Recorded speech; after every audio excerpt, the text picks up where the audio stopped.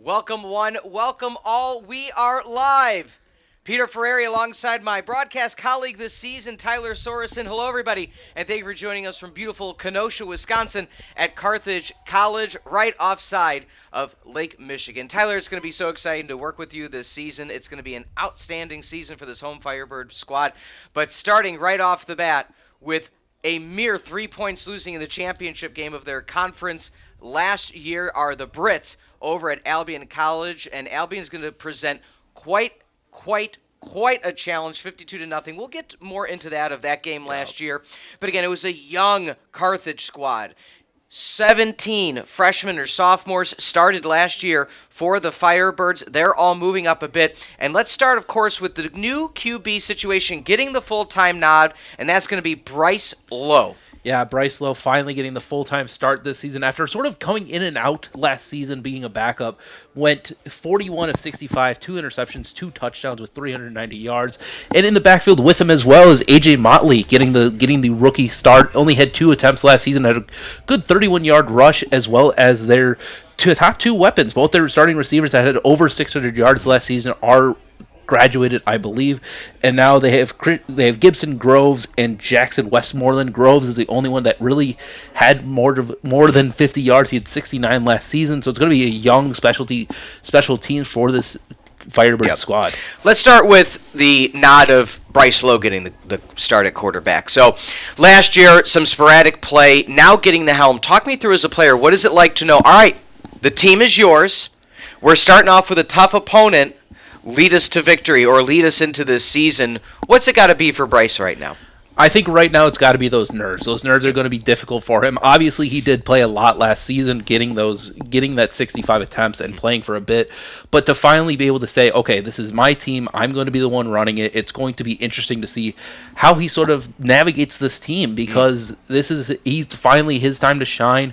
And if it goes wrong, it's all going to be on his shoulders. He's not going to really have a backup plan for it. He's not the backup plan anymore. It's his team. How is he going to run it? How is he going to fare, especially with this defense that did very, very well last season, coming after him to start off this 2023 season? Let me ask you this question as well before we transition more into the running back and receivers room. If you're Bryce Lowe and you've talked with your coaching staff, what type of offense might we see today, knowing, all right, it's your first time at the helm? Are you spreading it out, letting it fire? Are you trying to do more play actions? Are you trying to do some more RPOs? What's the easiest way, I should say, or the most convenient way to ease in a new quarterback? I would say the easiest way to do it is try to get that running game going. Looking at their sort of start up so far this season, it looked like they were trying to get that RPO going, trying to get that sort of option going for that quarterback room, for that receiving room, especially because being able to get that running game going first off, it's going to take a lot of pressure off of Bryce Lowe. You hear that all the time in NFL and in college. Get that running game going, and then that quarterback and that wide receiver options will start to shine completely. Let's look through that offensive starting lineup for your home Firebirds this season on the Firebird Broadcasting Network. Bryce Lowe at QB. Motley is going to be in the backfield alongside Groves, Westmoreland, and Wiles for your wide receivers. Tight end Peter Orlandino on the offensive line, and I know, Tyler, you're going to dive into this throughout the game. Lakin, Goodson, Johnson, Lattimore, and Kuzmiers are going to be starting on the offensive line. Let's jump to that really quickly. That O-line, again, a young squad last year. They have a lot to prove this season with this hard matchup to start things off. Yeah, they really do, and it's all about confidence on the offensive line. If they're able to be the bigger man and able to just shove around this Albion defensive line, it's going to boost confidence for that offense. But if they're struggling early, it's going to show it on the yardage and on what we're able to see from this Carthage Firebird squad. Let's transition now. We talked about last year, 52-0. The total offense favored Albion like nothing else over Carthage. Let's start with the mental side of it, however. If you are Carthage and knew you got shut out last year against this same team, what do you do, and how do you prepare for this second go-around? Only second time between these two teams they've ever met. Yeah, I think you look back at that film and you're like, hey, we're a year older. Obviously, last year we had a lot of young talent on this team, and I think you look back at that film and you're like, hey, we're a year older. We can look at these mistakes and everything like that, and now you can take a look at it and be like, hey, look, they almost won their own championship. They went 9-1 last season. it's going to be a tough team to face. And I think looking at this Carthage squad, I think they're excited for it. And I think they're ready to come out and throw that upper hand this time instead of getting punched out 52-0 like they did last season. Yeah, again, this pregame show as well brought to you by Haribo. Haribo gummy snacks, some of the best I've ever had. So, again, thank you to Haribo for the pregame nod. Back to the show at hand, however. Again, for Tylor Sorensen, I'm Peter Ferreri. Thank you for joining us as we're going to have the Firebirds against the Britons coming your way shortly at Keller Field. But besides the mental aspect of that game last year, the numbers just favored Albion so much. Offensively, defensively, it really was a one-sided affair. Yeah, it really was. Albion had 464 yards, 334 of those being passing, whereas Carthage was held to less than 189 yards of total offense, something that I know Carthage is not looking to replicate. I hope they're hoping to get more than 200. And whereas for third down conversions, Carthage only had 2 of 14, whereas Albion had 7 of 14, a good 50%. What you want to have is the third down conversion. You hopefully don't want to be getting that many with 14, but you want to be able to convert those, which is what Albion was able to do last season. Looking now at the visiting Britons team, we see them taking midfield for the coin toss. New coach, Travis Rundle, former player, former starting quarterback for the team. His father was the head coach from 97 to 18. Deferred their choice to the second. Albion will receive. Good luck. Okay, so Albion's going to start off offensively. But talk me through what it's like, Tylor. New coach taking over a very successful program. It's not a rebuild in any sense of the world. It's, no, we got to win, and we can win right now. Yeah, and too, also, you're talking about being a new coach. You got to install your own culture. And I feel like even though they went 9-1 last year, there's going to be a lot of that culture still in that squad from last season. And now he's got to put in his own wrinkle to it. Obviously, going 9-1 and almost winning the championship. Now you're like, hey, guess what? Now we went 9-1. Now it's time to go 10-0 and win that championship this time. All right, we're going to take a timeout for the national anthem. For Tylor, I'm Pete on the Firebird Broadcasting Network.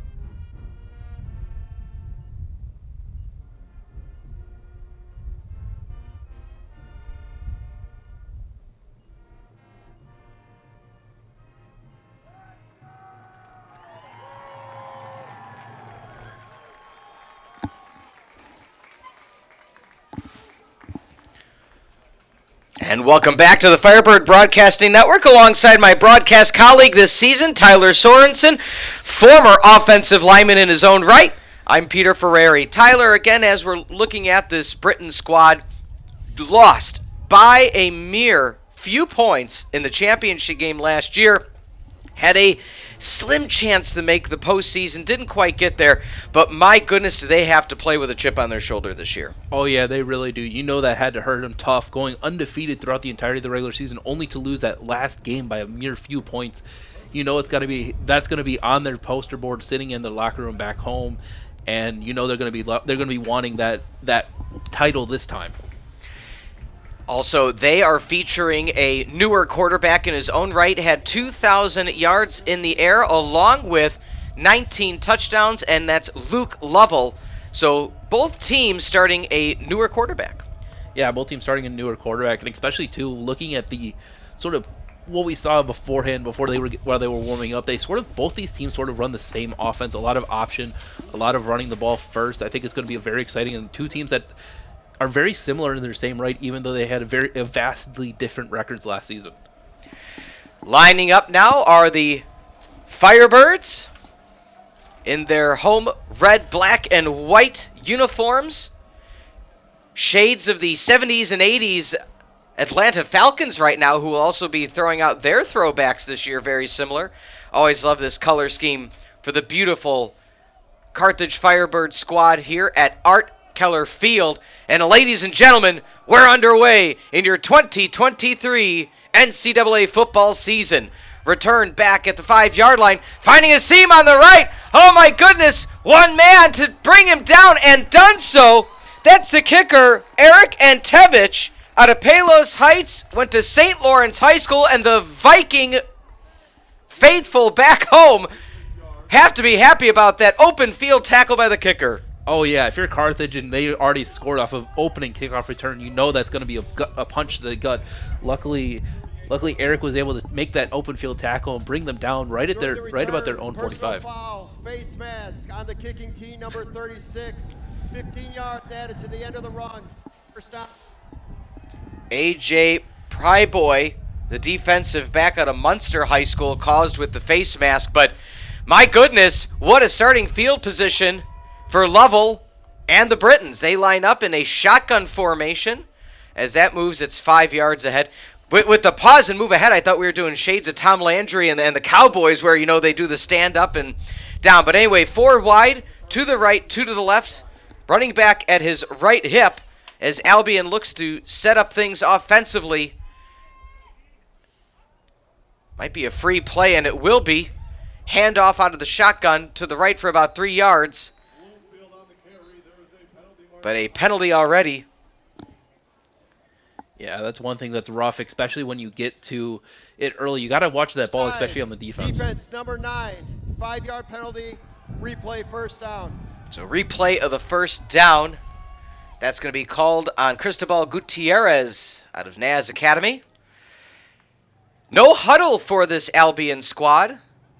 So Lovell more than happy with this opening sequence so far. Trips right, motion right to left. Getting the pass out to the right. Good open field tackle.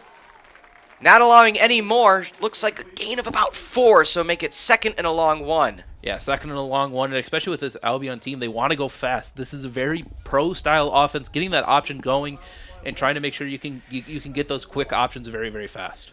Shotgun formation again, 2 very wide off to the left side, 1 on the hash, 1 all the way over. RPO. Oh my goodness, wide open in the seam. And the second play from scrimmage is a touchdown. Dylan Dennison, the wide receiver, Britain's touchdown. Yeah, and that was a perfect play, too. The wide receiver on the far side going for a nice little now screen, it seemed like. And then Dylan was just able to just sneak in right behind it and get wide open right in the end zone, right up the seam. And just like that, an illustrious return for over 50 yards. Tack on a face mask penalty. Added a few on, then tack on an offsides. The left-footed kick is up and good. So for Albion, Fridley Bell, or excuse me, it's going to be Gerwinski, able to get the first score of the day. Yeah, and that's good for Albion, especially because they wanted to get out here and get returning early. Obviously, Carthage deferred the kick for the second half, but first opening score. You got to know that Carthage is now on the back foot. Now they're going to be trying to play catch up for the entire time.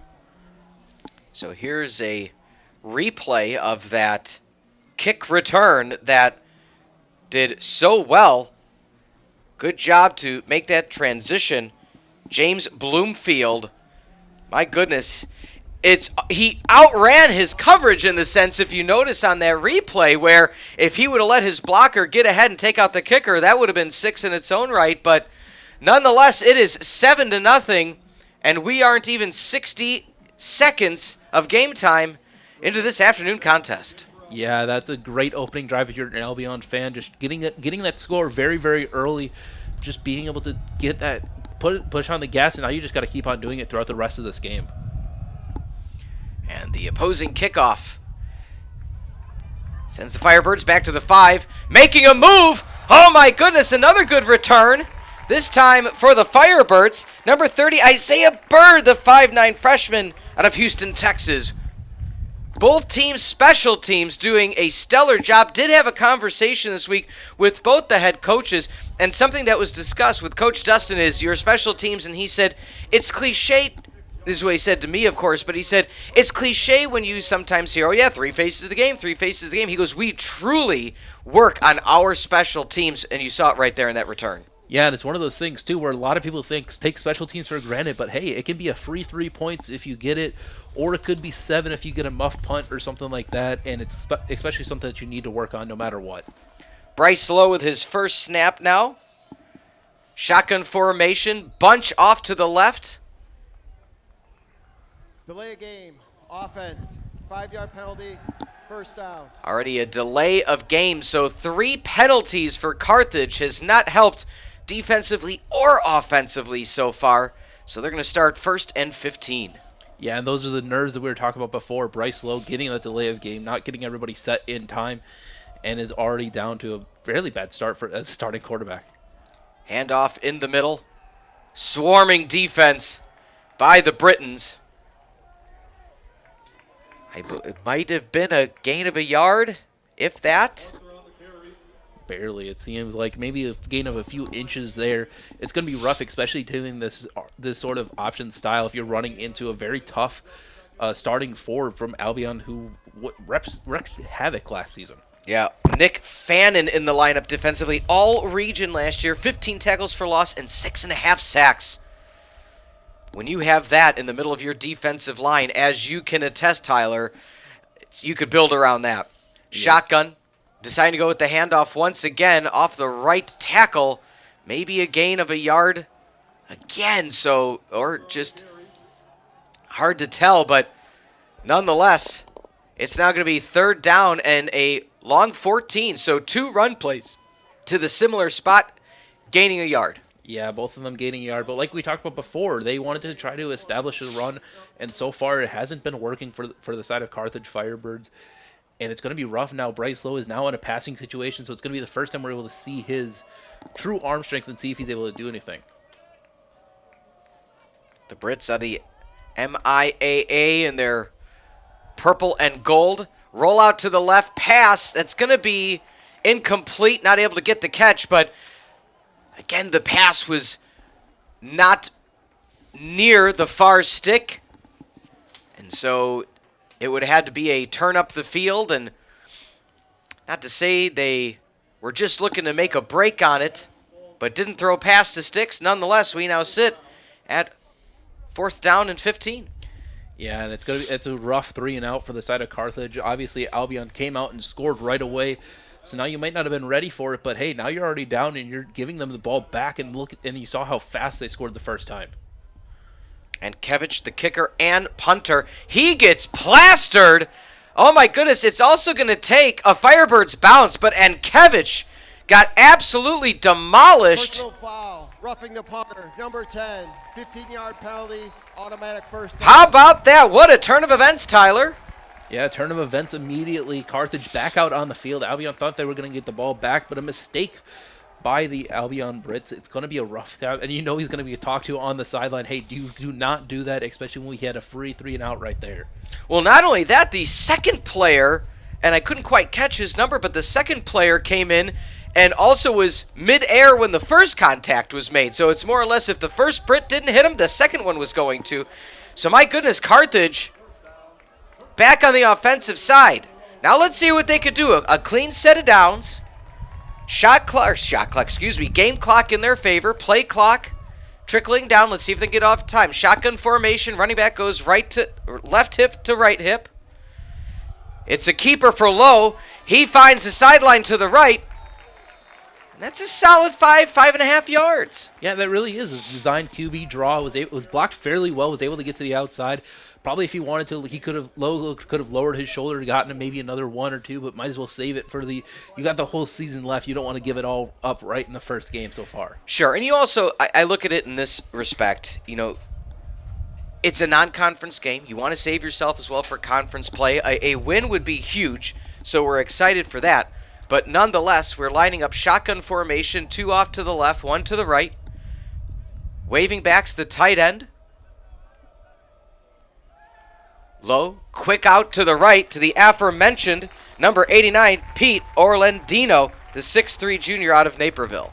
Yeah, I was able to get that first down, getting a nice little arrow route right there to just sort of get past that sticks, and now Carthage is able to start getting going, and it seems like that offense is finally starting to click for the Fire. So a first down after that quick out. Again, we talked about Tylor. What is this, newer team going to do? 17 players last year, freshmen and sophomores. Lowe, your new starting quarterback. What can they do? And I like it. Quick plays, quick outs. Don't let the Britons really take a step back and figure it out. Rolling out to the right is Lowe, and he just has to throw that out of play. Got outside the tackle box. Yeah, and it looked like he had a player down deep, number 28. If I can find him on my play sheet. Yeah, Jordan Wiles was open down the field, but again, that pressure that came forced Lowe out of the pocket, and Wiles didn't quite get open until Lowe was already running. So second down and 10. 2 to the left, 1 to the right. Tight end Orlandino again. Off tackle.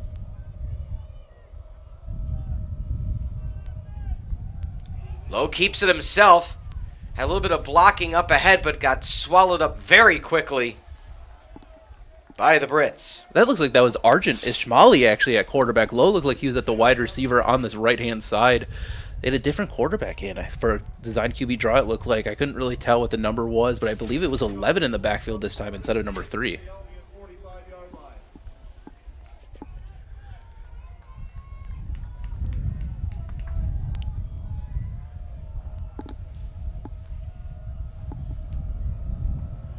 We sit now 3rd and 8. Just about the 45-yard line. Motion left to right. Lowe calls for it. Keeps it himself. He has blockers in front. Tries to turn the corner. And he's going to get about 7 out of those 8 needed yards. And at this point, Tylor wouldn't be surprised if they go for it. Yeah, I wouldn't be surprised either. You're able to move the ball a bit. You're getting to the outside. And it looks like Albion is getting a little bit rough on the outside. Just being able to get those free yards. But it looks like Bryce Lowe is coming off. And it looks like it might be a punt here for this side of Carthage. So Lowe comes off, or they just may keep it themselves and try to plow through, and it looks to be the case.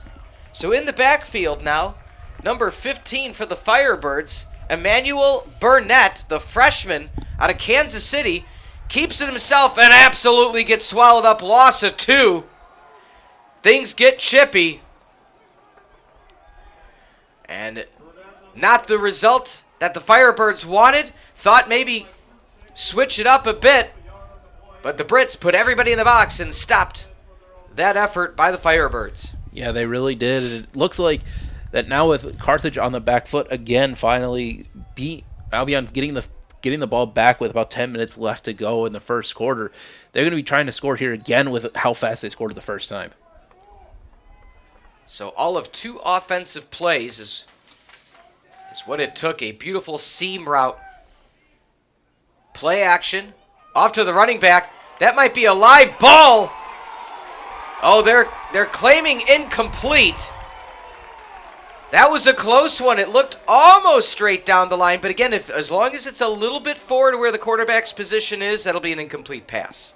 Yeah, and that's one thing, too, especially with having those little bit of quick plays. You want to be able to throw the ball forward, so that way in case something like that does happen, it's not a fumble and it is an incomplete pass, so that way you just lose it down instead of losing the yardage or even the possession of the football.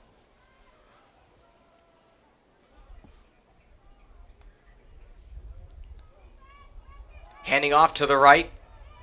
Finding an angle.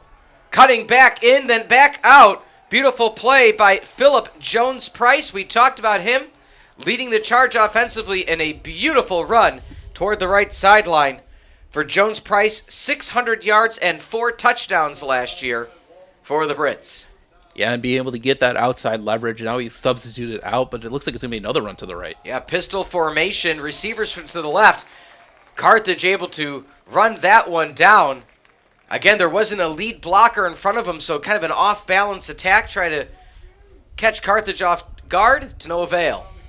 Yeah, and with Albion's team, too, it looks like they're going to keep on trying to go no huddle, trying to get Carthage off sides and off balance, especially making these quick substitutions and getting to the line very, very fast. Shotgun formation, trips left, running back at the right hip. Lovell, motion, play action, looking deep. That goes a bit far. Inadvertent contact. Don't think that was catchable anyway. Causing now a 3rd and 10. Yeah, but that was a good play by Albion trying to take that deep throw for Kai, but unfortunately just a little bit too overthrown, and Kai wasn't able to get that separation that he really wanted on the near sideline to us.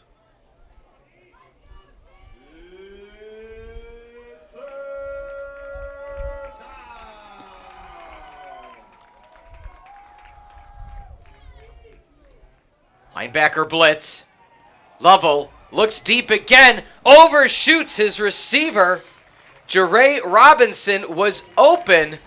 So that's 2 passes where the wide receiver had a step on the defensive back, just wasn't on the spot. Yeah, it really was, and that, you know that Lovett's going to be wanting that one back, especially those last 2. Both of those could have gone for 6, but unfortunately now they have to punt and give Carthage the ball back with about 8:53 left on the game clock for the first quarter. So lining up to punt is Logan Gurwinski. Bit of a line drive, calling fair catch right at about the 6-yard line. Intriguing choice to call the fair catch because that was going so fast. I felt it could have had a bounce and made it into the end zone.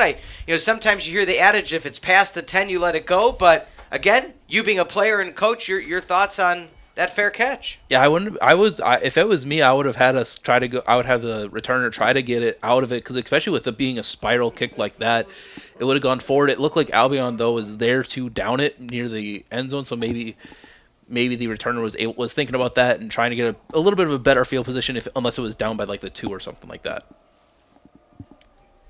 Shotgun formation, 2 to the right. Tight end Orlandino goes in motion, or fullback, excuse me. Quick out to the aforementioned fullback. Plowing through, stays on his feet. Nice play there. Nice hustle. Clayton Markich, fullback / tight end out of Oshkosh, Wisconsin.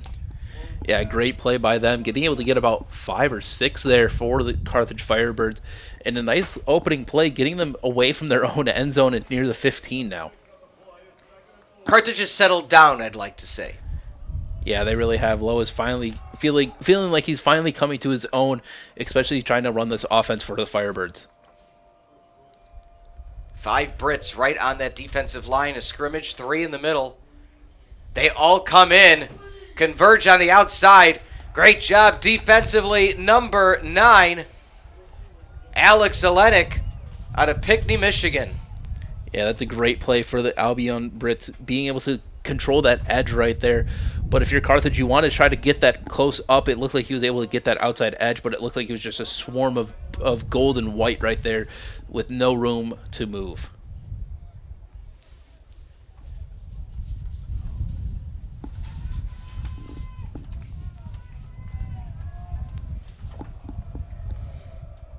Third down and about 7.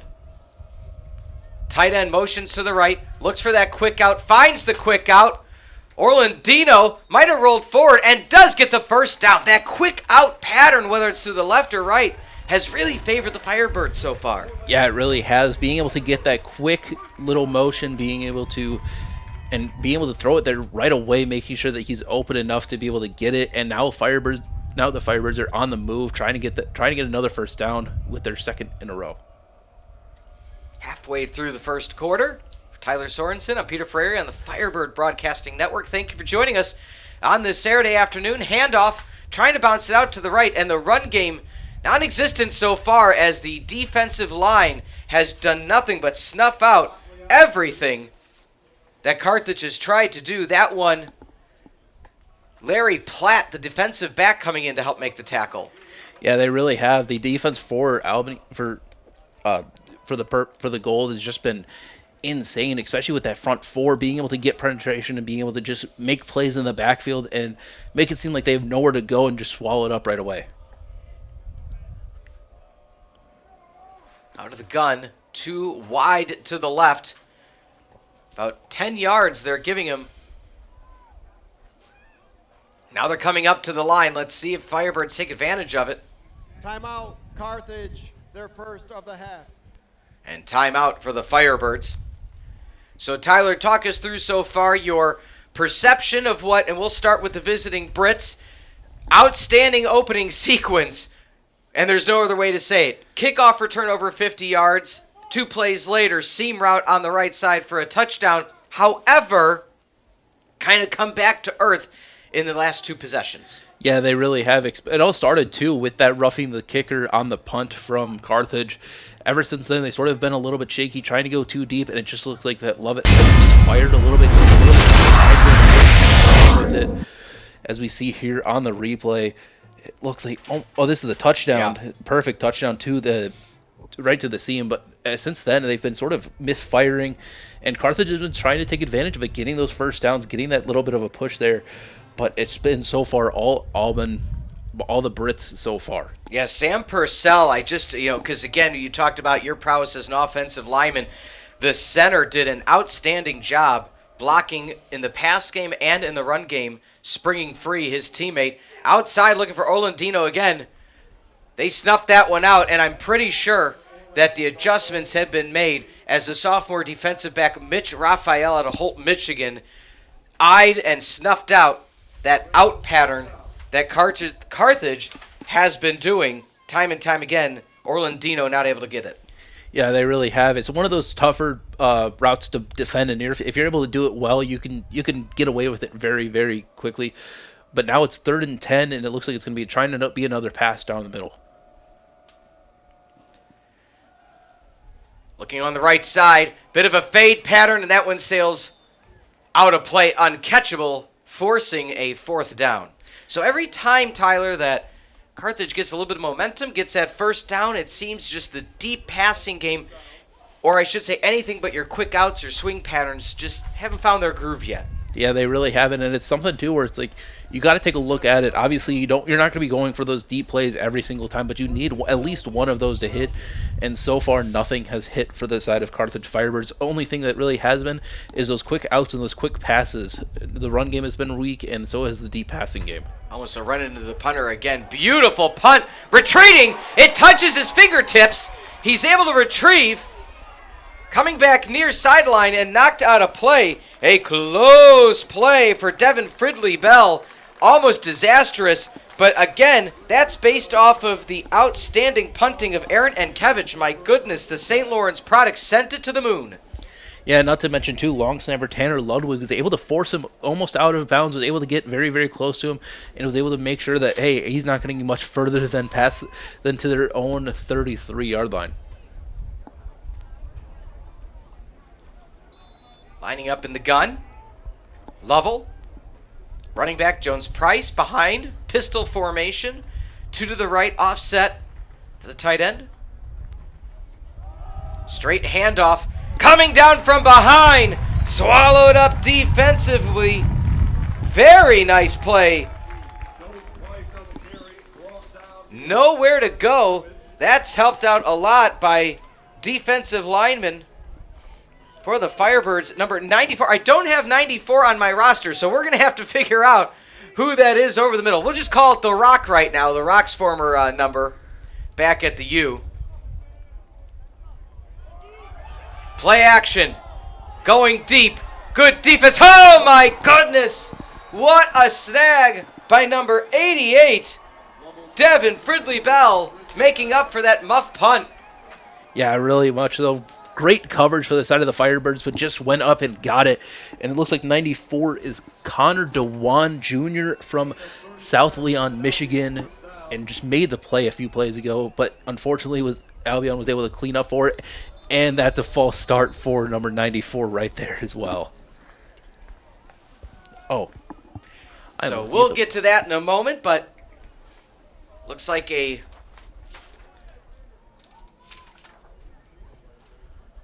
before the snap, encroachment by the defense, 94, 5-yard penalty, first down. So that'll be a few yards.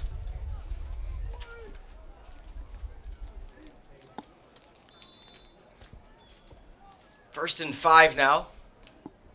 Lovell after that deep shot to the right and an even prettier catch. Swing pass to the right. Wide open spaces. Gain of about 6 yards. Pulled down defensively by Adarius Walton, the Maine East product. Yeah, that's a great play for Albion, being able to get that first down after the false start, and then now they're able to keep on moving it and are now in near the red zone for Carthage. Handoff to the left side already. A flag on the ground, pulled down from behind. So multiple flags, I believe, potentially a false start, if not a hold. Yeah, it looks like it was a hold and maybe an encroachment for the side of the Firebirds. Their outside backer was trying to go for a blitz and just went a little bit too early trying to predict the snap count. There are fouls on both teams. Defense number 20, offsides. Holding, offense number 80. Those fouls were offset. Replay first down. Okay, so offsetting penalties with 4:27 remaining in the first. So in that circumstance, lucky for Carthage that Albion committed a penalty of their own. Otherwise, that would have been very close to the end zone. Yeah, it really would have, too, and especially with that being a free play for Albion, you know they want to have that one back, being able to get very, very close. Even though they got a hold there, if that didn't happen, they would have been near the end zone right now. Misdirection. Able to read it cleanly are the Firebirds once again. In on that tackle number 8, Cohen Abreu, the D-back out of Mililani, Hawaii. Yeah, but now Albion actually officially in the red zone now, being able to try to get the fast going and trying to score once more in the first quarter.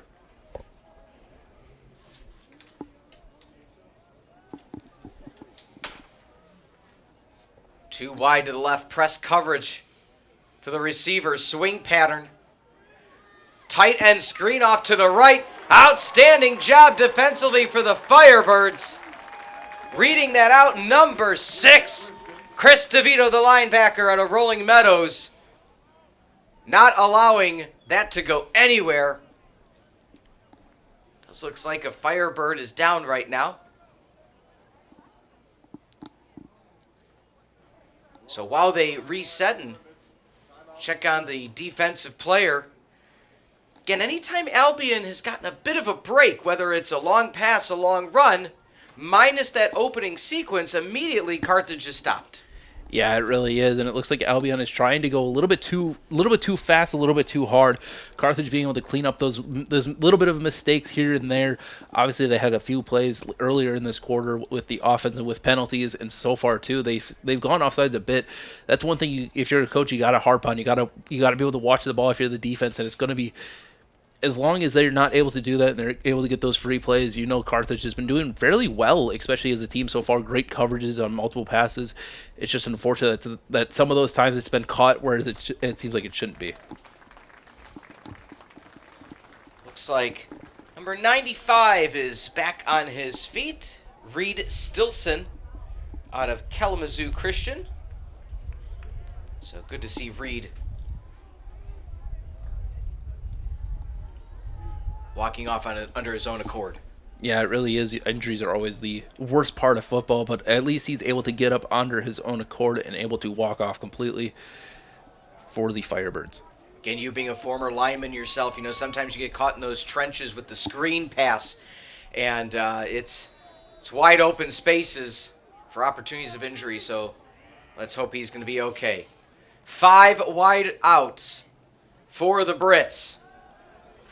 Looking left, rolling left. Here comes in the secondary help. Wide open over the middle, making a juke pattern. Still on his feet. Down. Touchdown. The Brits.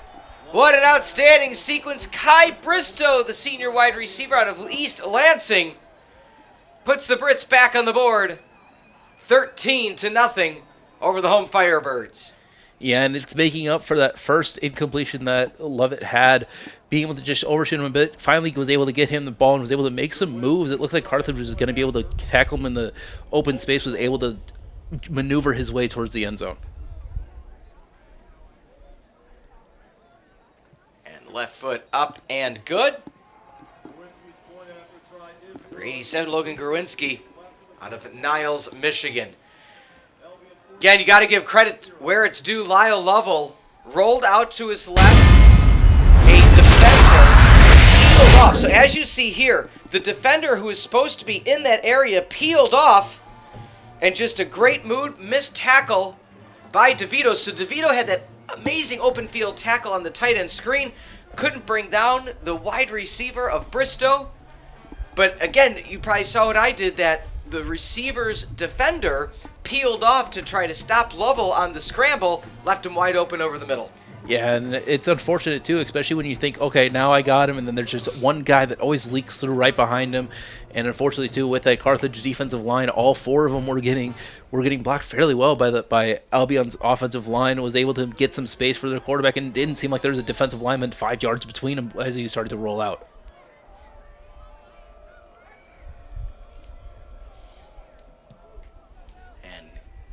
Kick goes back to about the 3-yard line. Plenty of room to return. Cutting back to the outside. Tripped up is number 30, Isaiah Bird. So trailing 14-0. Now let's look at the offensive side for the Firebirds with 3:08 remaining in the first. You're already down 2 scores. You have been able to move the ball. You have been getting some first downs. You were in Britain's territory on your second possession. What do you have to do, though, to sustain that drive? I think you just got to keep on doing what you're doing. Obviously, it's earlier in the game. You got to try to wear out Albion's defense. But those quick outs, those quick hitting passes, I think those are good. And then trying to take that deep shot, making sure that offensive line can hold up a bit longer, because you had a few plays where it's like it could have gone deep, but unfortunately, Lowe had to scramble out. Looking near side, and Lowe just about 2 yards too far. Nice play action. Gavin Betts, the wideout, just needed about another 2 steps, but I like that play call.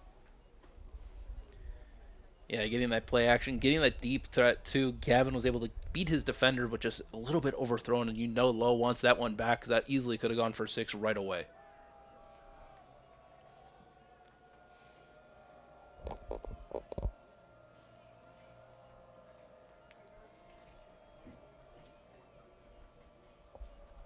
In the shotgun, tight end, left to right. Only 2 wideouts. Quick pass to the left goes low. So gain of about 3. So a glorified isolated wide receiver screen, you could say. Nice hitch pattern after 2 yards. But actually gets about 4 yards. So make it 3rd and a manageable 6. Yeah, 3rd and a very manageable 6. Being able to get in that midline. Obviously, you want to be ahead of the sticks. You want to be at least 2 yards, that's the goal, but being able to be 3rd and 6, 3rd and manageable, it's always good, because now your playbook opens up and you're able to do a lot more different things than you could have done if it was 3rd and 10.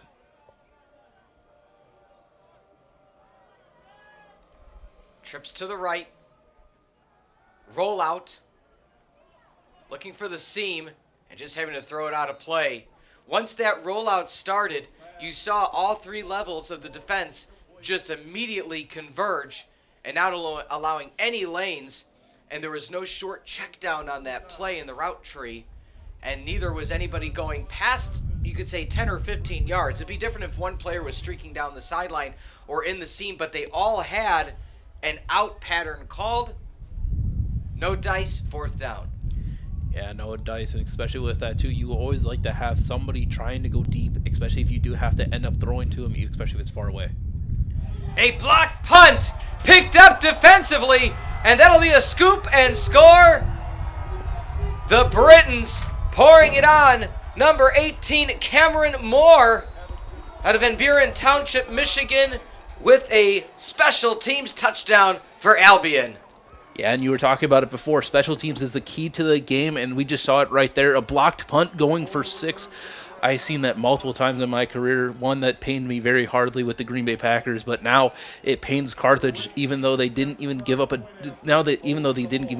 offensive snap, they're already down by 3 scores now. Lining up to extend this to 21.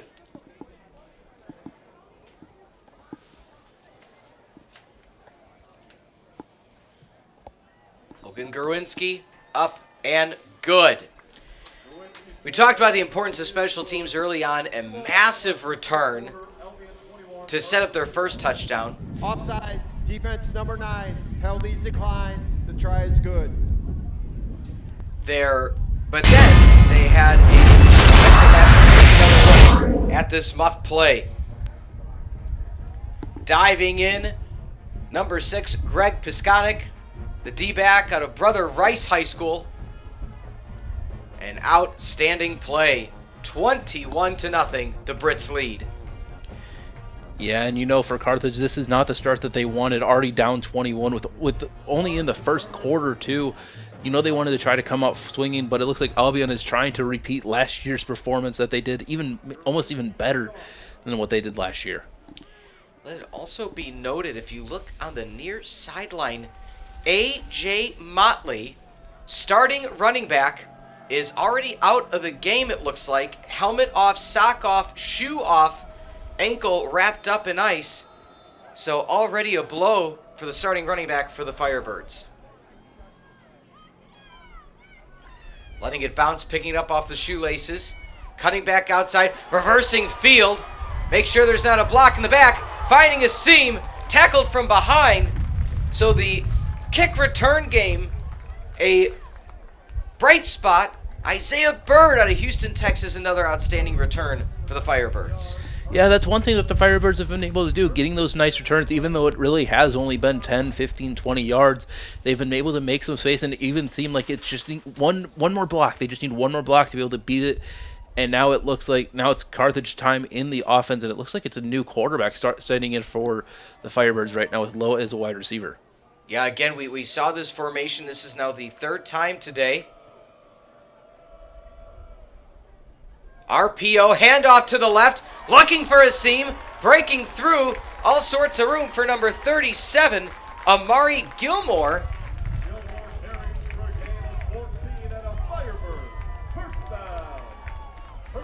So good job by the Firebirds. Again, we talked about this. Their starting running back, A.J. Motley, is out. And so they're bringing a defensive back by roster position in to be at running back. So back under center now is Bryce Lowe. 2 to the right, running back to the left. Lowe keeps it himself, shoulders down, and gets pummeled after about a 2-yard gain. Yeah, that's a design QB draw, and like we're going back to the last play, you want to get your playmakers the ball, and that's exactly what Carthage did last play. They want to gain about 27, I think it was, or something like that, and just try to get your playmakers the ball. That's exactly what you want to do, especially against this tough team and being down 21-0 in the first quarter. Bryce Lowe not afraid to keep it himself, the 5'11 junior out of Tampa, Florida.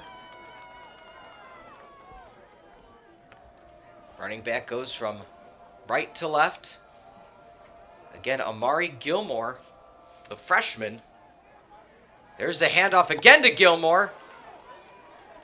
And he powers through by a gain of about 4 more. So it looks like it's going to be 3rd and a long 2. 3rd and a very long 2, and especially, like I said before, getting 3rd and 6 opens your playbook. Getting 3rd and long 2 opens up even more. You're able to move the ball now. And especially with how they've been running it, I wouldn't be surprised they try to go for another dive, get that long 2, maybe even 3 right there. So A.J. Motley taking the ice off of the ankle, so not quite sure, but again, we'll keep you posted on any of the happenings.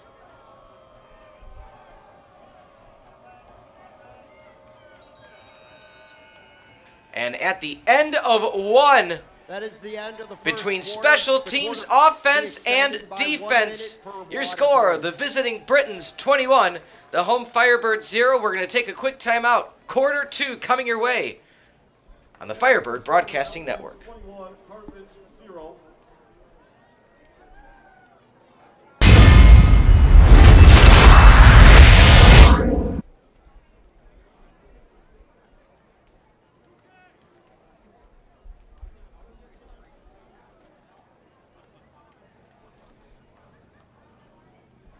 Fans, please give a warm welcome in attendance today to Shepherd's College.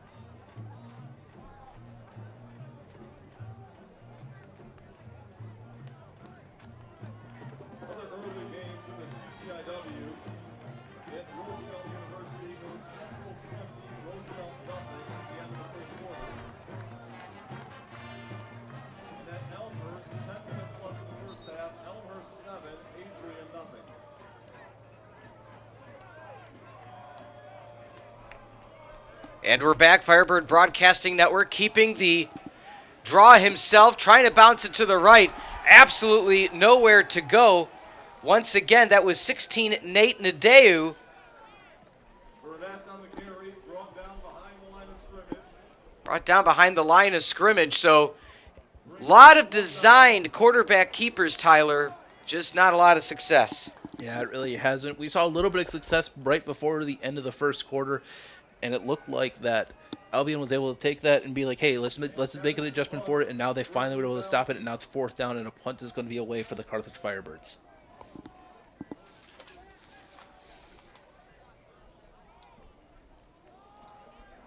Bit of a wobbling punt. Does get a generous Firebird bounce. And the Britons are going to start at about their own 24-yard line. Again, looking at some of the numbers right now. It's been a offensive output for the Britons so far. 2 touchdowns by Lovell, 97 yards, completing 7 for 10 so far. Fridley at 4 catches, 42 yards, touchdowns apiece by Dennison and Bristow.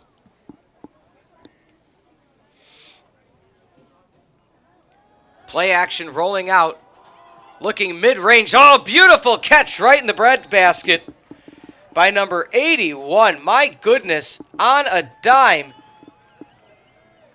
is Evan Finnis, also the long snapper. Yeah, that's a great play by him, being able to bring it down, and especially, too, he was able to see his quarterback rolling out. It was able to make a play for him, so that way he didn't have to scramble it or throw it away and lose it down. 2 running backs in the backfield, but that one doesn't get much more than a yard. Good job defensively once again by Chris DeVito. He has been all over the field for this Firebird squad. Yeah, he really has, just making plays left and right, trying to will this Carthage defense to try to get Albion to get a 3rd and out. 2nd and 9. Running back goes in motion. Handoff up the middle.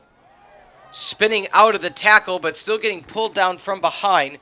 Evan Mutterer, the defensive back out of Lamont, preventing a long run. 3rd and 3.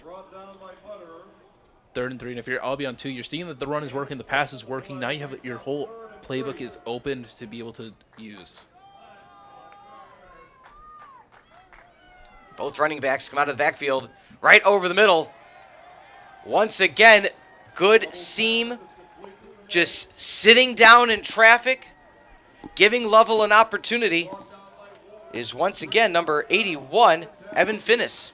Yeah, being able to get that zone right there, being able to get that wide open space and able to get that 1st down right there.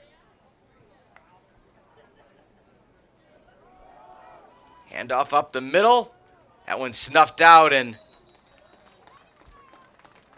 a big part of that, once again, broken record, DeVito with the tackle. Yep, of course. And now Albion is trying to go back, still going with their no huddle, trying to get Carthage off guard. And this is probably their longest drive so far that they have had as an offensive unit. 2nd and 10.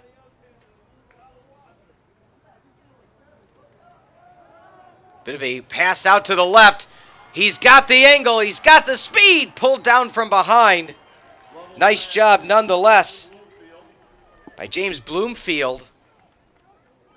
Again, when they have both the running backs at each hip of the quarterback, they're doing all different types of motion, all different RPOs, play actions. Hard for the linebacking core of the Firebirds to stay on point. So 1st down and 10 from the 24. Looking swing pattern. Over the middle. Had me fooled, Tyler. I will say that. As number 1, Philip Jones-Price immediately went up to the line of scrimmage as if he was blocking, turned around. It was a literal dump pass right over the line, bobbled.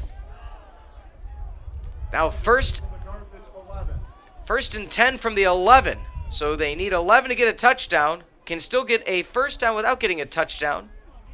But the Britons driving yet again out of this two-back formation. Two wide receivers to the right. Offsides, free play, but they're going to call it dead before it starts.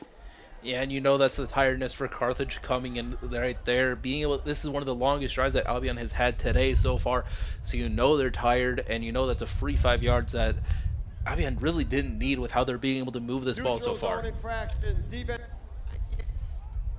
penalty, still first down. As you heard, a neutral zone infraction.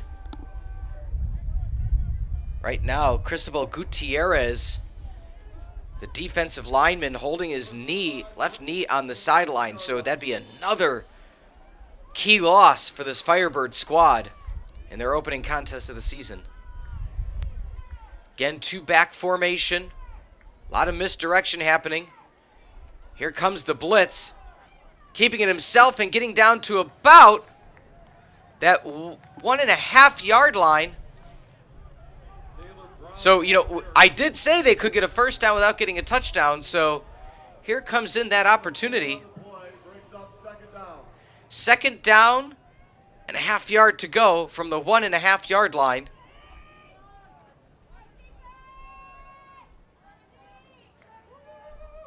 Getting the defensive line to move yet again, so that should give them the first down, half the distance to the goal. Defensive line is jumping on first movement, Tyler. Yeah, they really are. And now, especially with Albion being very close to the ball, they have their 94, half the distance to the goal will result in a first down. Yeah, be able to get that first down, it helps a lot. Now you have a free 4 downs, and you have your extra lineman in there. With how they've been moving the ball with 5, it's going to be hard to imagine what they're able to do with about 7 out there.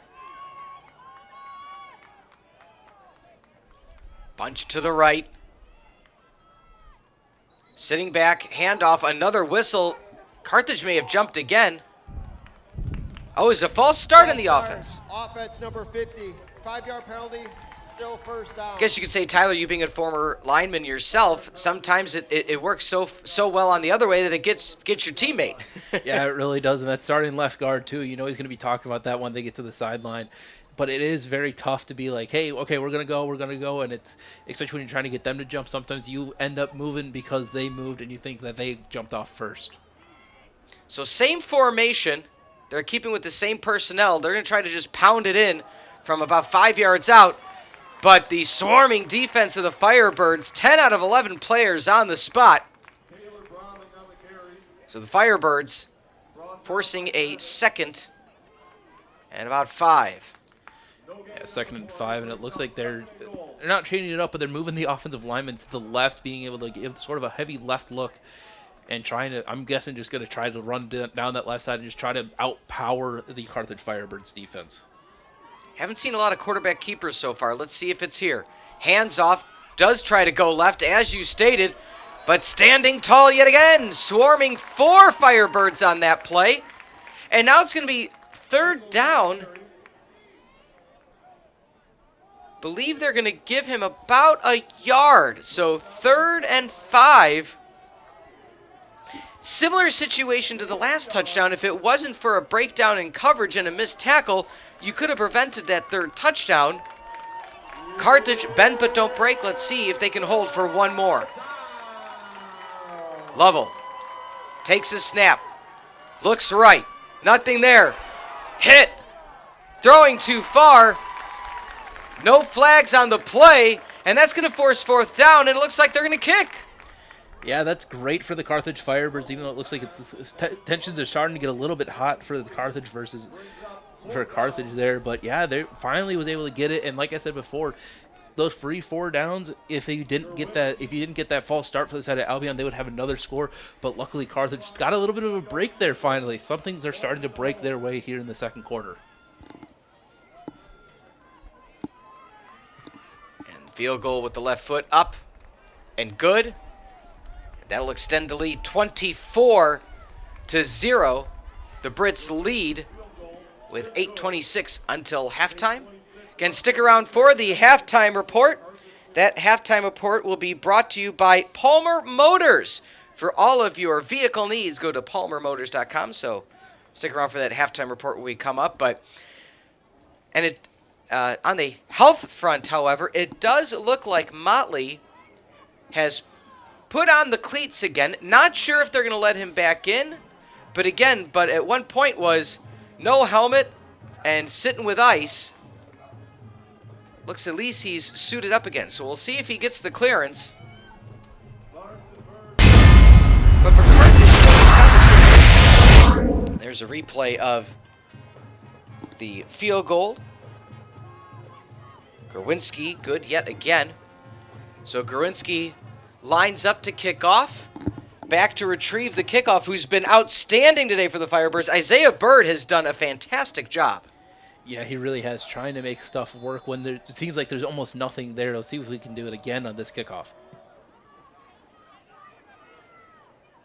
Bird from the 6. Looks to the right, tries to cut back in, gets to about the 24, 25-yard line. That's where the Firebirds will start. So we've seen some shots downfield, not many, but the gist of the offense for the Firebirds so far has been quarterback keepers and short outs. What type of wrinkle do you think they might try to pull in this time around? I wouldn't be surprised if now we start to see some play actions with those deep shots. Obviously, like you said, there's been few deep shots, but few and far in between. You get them to start biting on those quick outs that you can maybe do a quick out and up for try to get something down the seam, and it could go fairly well, especially since this defense looks like it's starting to get a little bit jumpy on those outs, on those quick out plays. Low. Ooh, just through the hands of number 11, Ishmaeli. Sure, he'll want that one back. He settled down in his zone. It looked like it just went right over his left shoulder. The defense converged for the Brits on that quick out pattern, which has often been the case for the Firebirds. He went a little bit more, and my goodness, if he would have caught that, he had room to go. Yeah, he really did. That was, you know that they're going to be wanting that one back, especially Ishmaeli, because it went right through his hands. But now he's getting a look at quarterback again with Bryce Lowe here as a wide receiver. Wouldn't be surprised if he decides to run it this time.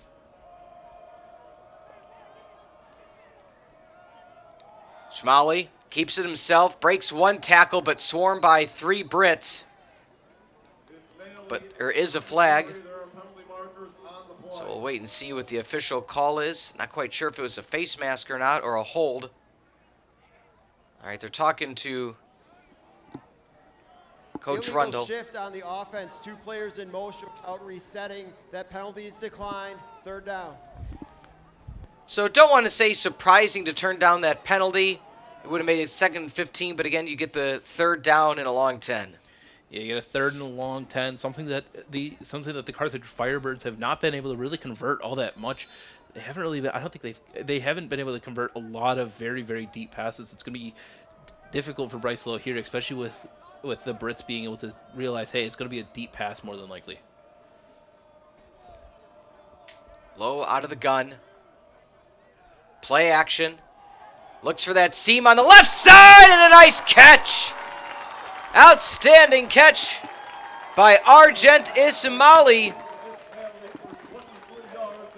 Outstanding job. We talked about taking that play action. Good job, Tylor. You called it. Yeah, that's a great catch, too, by Ishmaeli. Even with the defensive back covered all over him, just dropped it right in the breadbasket for Lowe. And now you're starting to get that offensive rolling, hopefully, especially now with 7 minutes left in the second quarter. Lowe takes a step up. 2 to the left, 1 to the right. 7:22. Carthage would like to put some on the board. Handoff. Trying to bounce it. One more time. Does get one more block. Spins back in, and a lot of movement. Lost about a yard, but could have been much worse. Once again, coming in is Gilmore out of Chandler, Arizona. Looks like Firebirds are going to huddle up this time. But again, a beautiful catch on the prior play by Argent Ishmaeli. As Lowe now lines up. Ishmaeli on the near sideline.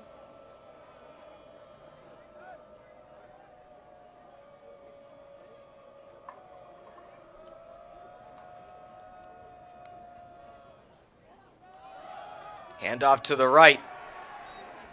Nothing there. That's going to force a third and very long. Brought down by Canfield. Loss of a yard on the play. So let's see what they do. Potentially a screen. They did a play action on the last third and long. We talked about how the penalty was declined to get the down instead of the distance. Under 6 remaining until half.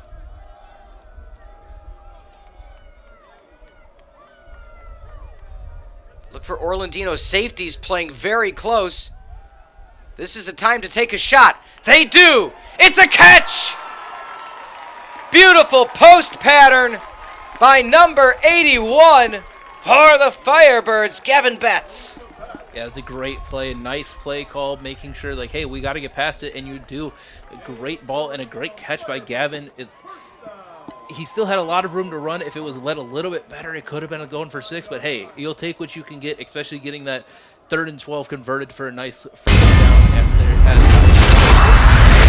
Take a look at that replay. Again, when I noticed there was no safety past 7 yards, I said, you got to take that chance if it's there, and there it was. A great play for Bryce Lowe right there. In at quarterback, Emmanuel Burnett, deciding whether to keep it or hand it off. He hands it off to teammate number 12, Zerderveen. So they had 2 listed quarterbacks in the play. But again, when you have such athleticism at the quarterback position, get your rotations in, try to break one through. I have no problem with that rotation as Lowe back out.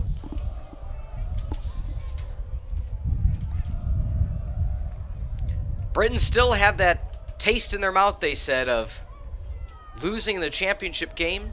Back and forth battle against Alma. Lowe takes a step up, talking to the center. Running back shifts to the other side. Timeout, Carthage, their second of the half. And we have a timeout called by the Firebirds while we have this moment. Again, 4:20 on the clock until we get to halftime. Talk to me through these deep plays. They had a shot on the right side and then a post on the left. What's allowing them to be successful on this drive unlike the other ones? I think what's been allowing them to get through is that if the Brits are going a little bit too aggro. They're biting on those runs, biting on those quick outside. But nice catch by Arjun Ishmaeli. Perfect coverage too by number 7. But it was unable to get brought in. And then this nice post on 3rd and 12. You're just able to make those plays, even though you're able, like you said, you saw their safety was coming up. Now they're finally able to get those deep plays, something that maybe Carthage might take a little bit of advantage of now, especially with the Brits not really being able to cover it all too well.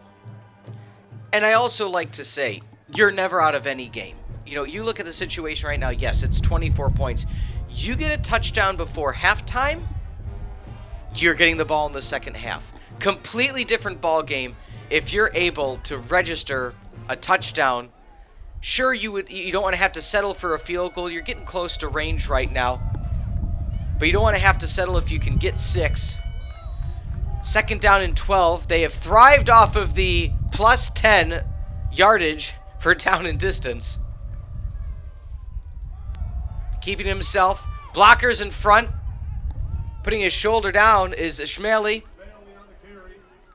And Ishmaeli gets what looks to be about 5 or 6 on the play. So making it 3rd and about 6 or 7, we'll say. Yeah, about 3rd and 7. Yeah, 3rd and 7 it looks like. And now again, I wouldn't be surprised they try to make that another deep shot. You've been seeing that on deep third downs. But now it looks like Albion might be trying to go for it as we see trips left. Ishmaeli so far,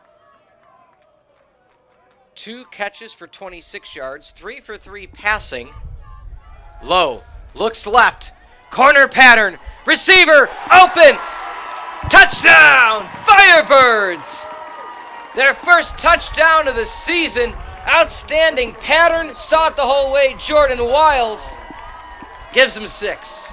Yeah, now you're starting to see those deep plays working finally after the entirety of the first quarter, basically going for those quick hits, quick runs. Now you're finally being able to see that deep passes with Bryce Lowe's arm being on point so far this drive. Lining up for the point after. Waiting for an extra offensive blocker to come in. And Kevich blocked. Picked up, but the offensive lineman able to tackle it down in time, so missing the point after, a blocked, let's pull out the bingo card. You have a blocked punt and a blocked point after for the defense of the Britons, but nonetheless 6 on the board. That touchdown brought to you by Satori Energy, helping power the greater Kenosha area. Satori Energy, proud sponsor of the Firebird football squad and their touchdowns. That out pattern, my goodness. Again, they've kept it short. They've done the runs. They have done the RPOs. They've done just handoffs. They've done the quick outs, the quick hitches, the wide receiver screens. That one, 3 long plays, all successful, resulting in a touchdown. Yeah, it really was. And now if you're the Brits, you're going to start to try to stop it. But then if they start to try to stop it a little bit too much, then those quick outs and those quick hitches could start working again for the Firebirds. So now you're starting to get that momentum going, especially even though you're down 24-6. It's all but time. You still have 3 minutes left in the second quarter to try to make a play, especially if you do get the Brits to go 3 and out. So plenty of time for the Brits to score, but plenty of time, as you stated, for the Firebirds to stop the Brits and try to get one more go on their own right.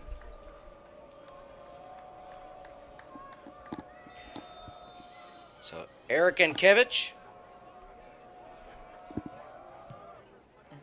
kick away, bit of a sidewinder, retrieved at the 6. The opening kickoff was an illustrious return for the Brits. Decent this go around, James Bloomfield out of Jackson, Michigan.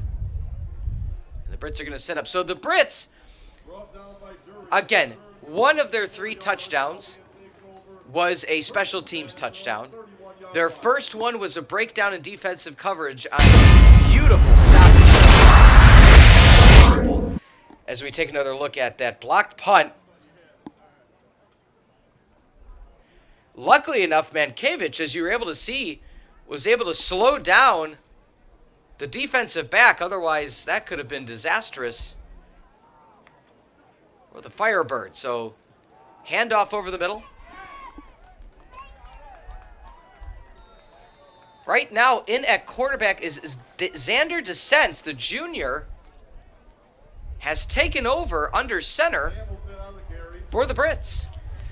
Yeah, maybe trying to get some new looks in, especially with there only being 30 minutes left in the second, trying to get some fresh blood and keep starting Lovett in for the second half. Handoff yet again. Looking left, swallowed by the Firebirds. So no timeouts left for Carthage, or I believe potentially 1.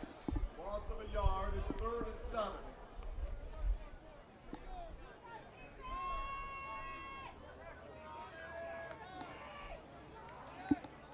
Third down and 7. Chase down. That might be a holding call. That is a catch. Not sure if it's enough for a first down. So it won't be enough for a first down. It's short about a yard of the stick. Holding, offense number 73. That penalties decline, 4th down. So it will result in a 4th down.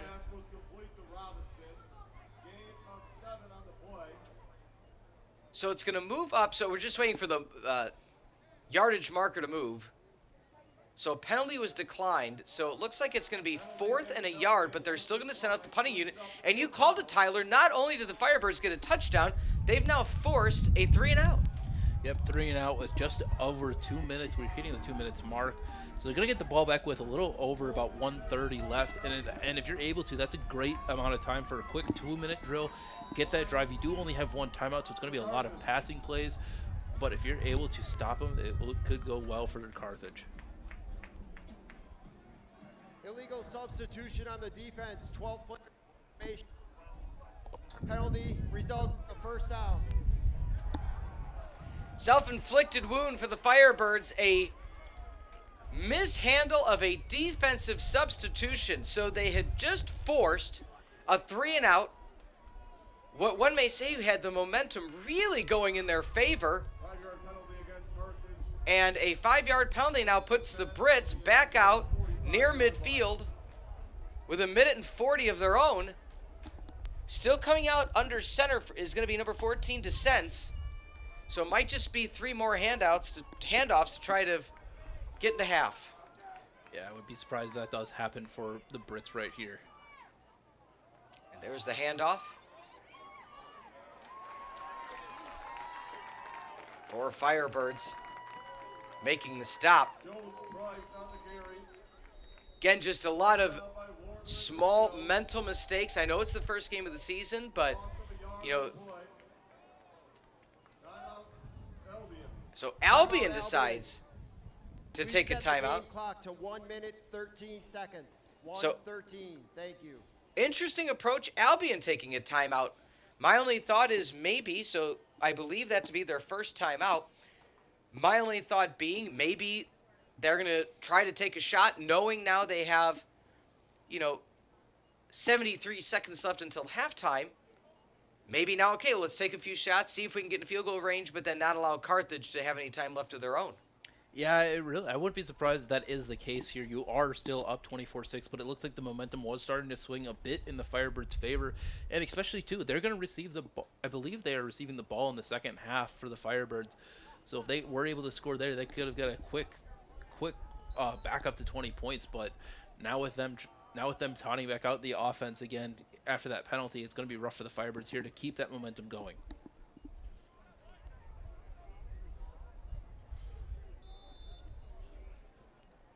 (24-6) your score. Descents at quarterback. Looking to pass. Fumble on the ground. Firebirds pick it up. Oh my goodness. Even better than forcing a punt. Descents cocked back to make the throw. I'm not sure if it was swiped away, Tyler, or if he just lost it. But nonetheless, Firebirds now have some life. Yeah, they really do, especially now with that play going on. You have a little bit over a minute now because Albion took that timeout. Now that timeout is in Carthage's favor. They still have that one timeout remaining, and they didn't have to use anything so far.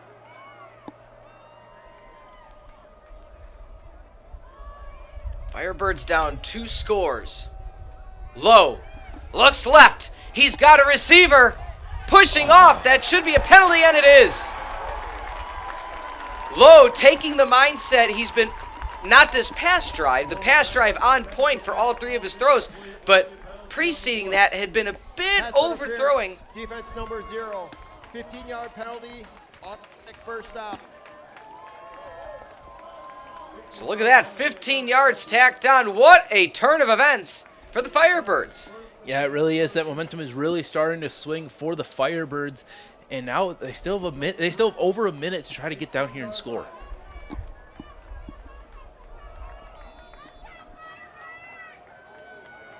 Low lines up, 3 right. Shotgun. Looks left for the isolation. Out pattern. Turns it upfield. Gets to just about the 10-yard line. Clock stops, 57 seconds left. Firebirds firing on all cylinders.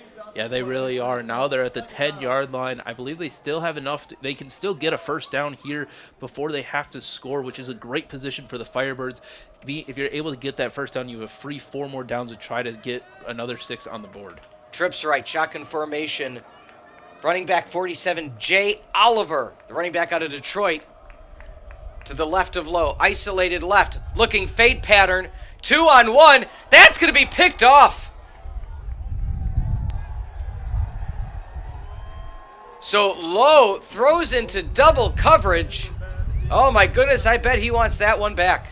Yeah, it really does. It looked like it looks like Lowe just stared down Gavin on the left-hand side instead of looking towards the trip where it looked like somebody was starting to get open on that right-hand side. If he just held on to it for a little bit longer, he could have had that score going on for him. And Gavin Betts, he had one-on-one coverage. However, the safety read Lowe's eyes the entire way, and right at the snap of the ball, when he saw he was going to try to do a fade pattern, just sprinted over, not to mention the outstanding coverage, not allowing Betts to even get toward the back of the end zone where the throw was from Lowe. So 52 ticks, and it looks like Lovell is back in the game. Lovell looks to throw. Finds an open receiver. Good catch in space by Bristow. Clock it out 40 seconds. Albion still 2 timeouts. Out pattern, turns it upfield. Once again, Bristow gets about 7. So what first turned... What a past minute of game time. My goodness. Brits looked to run out the clock, fumbled. Firebirds were driving, interception. Quarterback change back to the starter, Lovell. And he's now trying to run a 2-minute drill with 36 seconds left and 2 timeouts. Chased from behind, wobbler, catch nonetheless. Good job on the near sideline by Jerave Robinson out of Battle Creek Central. Yeah, this is how your Albion wanted to do the 2-minute drill, getting those deep passes and have been making plays so far. And it all started on an interception, and they were at their own, I believe, 25, and so far they're already at the Firebirds 40. Trips to the left. Lovell, the starter, back into play. Looks along the right side. Diving attempt. Just a bit too far. Out past the outstretched arms of 88 Devin Fridley Bell out of Caledonia, Michigan. They do have an outstanding kicker. Gerwinski, 11 for 11 last year on extra points. So one of the most accurate kickers in the conference.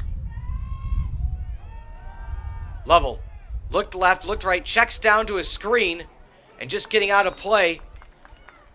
Good job once again defensively for the Firebirds and Evan Mutterer to force a 3rd down and 10. So 24-6 your score, 19 seconds left. Albion still has the 2 timeouts, so can use the middle of the field. Take a look now, however. Both safeties only playing about 10 yards off the ball. So if the offensive line can hold, don't be shocked if they see a seam pattern or maybe a fly route. Let's see if they call the 9. Dropping back. Lovell looks over the middle. Drop!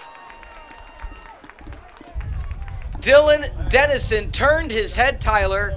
He had room to run. He had room to run, but it just bounced off his chest plate, went right through his hand, something that you're taught day one as being a wide receiver, you got to catch with your hands.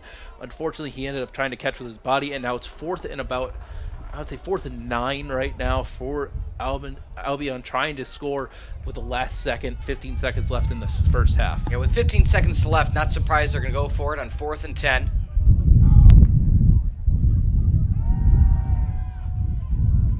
Looking over the middle, that might be an opportunity. Oh my goodness! Almost an interception for Cohen Abreu. And Carthage will get possession, turnover and downs. 9 seconds left. Do you take a shot or you just kneel and go into half? I'm always the risky man. I would always say take a shot. Might as well. You got 9 seconds left. You're getting the ball. But it looks like they're just going to go into the victory formation and just take this to the half right here. Low under center. Will kneel. And as the clock ticks down to 0, going into half, the visiting Britons of Albion lead the home Firebirds 24-6. We're going to take a quick timeout. When we come back, a halftime report brought to you by Satori Energy. On behalf of my broadcast colleague, Tyler Sorensen, I'm Peter Ferreri. for NCAA football on the Firebird Broadcasting Network.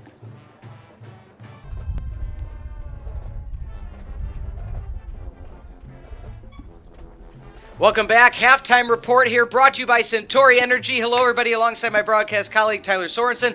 I'm Peter Ferreri. A very quick start for the Brits this first half of the game. Outstanding return. 2 plays later, a touchdown, a special teams touchdown, and then a breakdown in coverage to get the 3rd touchdown. However, Carthage showed a lot of signs of life heading into the second quarter and almost came within 1 score at the very end besides an interception. So let's start with Albion. What did you see from them, the resiliency, the quick start, and what they could do in the second half to keep this lead? I've seen a lot of very good plays by starting quarterback Luke Lovell. He's been going off amazing. He is 15 of 22, 196 yards, 2 touchdowns. He's just been being able to hit those quick plays, hit those amazing plays. And then for Carthage, instead, it's been penalties for Carthage as we see Albion starting plays. Amazing plays by Kai too. 3 receptions for 43 yards, 1 touchdown. Not to mention as well starting wide receiver. If I could pull it up, I completely forgot to do that.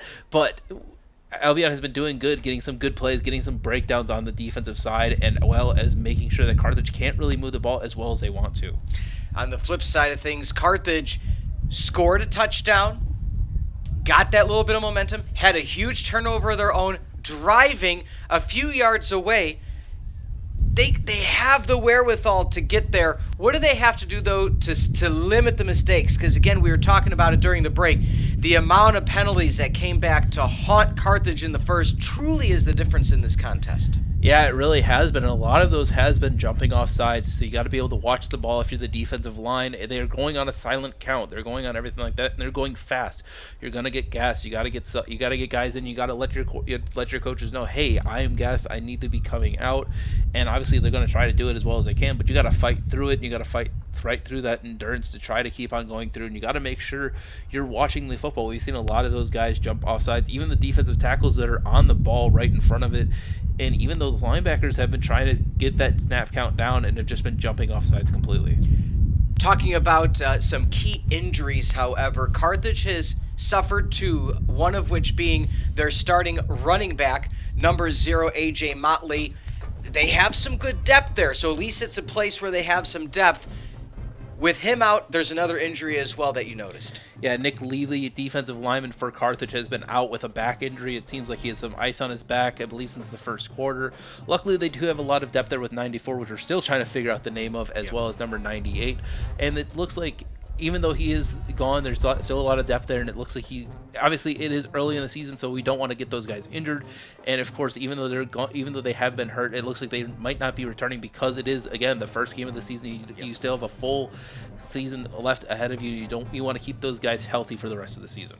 All right, at halftime, it's 24-6. The Britons over the Firebirds. For Tylor, I'm Pete. When we come back, second half action, as you can only find it on the Firebird Broadcasting Network.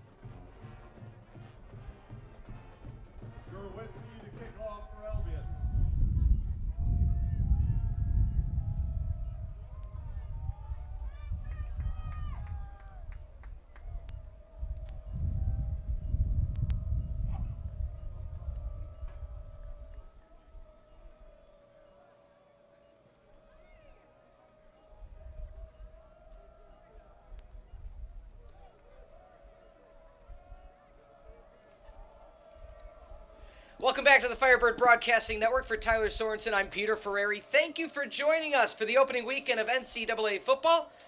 Left foot is underway, and number 94 is Ethan Ivan. So Ivan had a good first half for the Firebirds.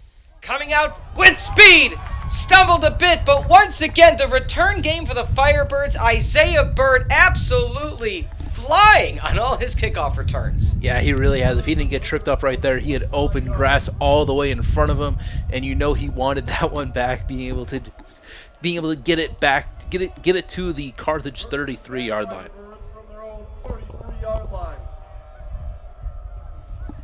So no penalties. Firebirds, again, we said it'd be nice if they could start only down one score, but again, already having a stellar return.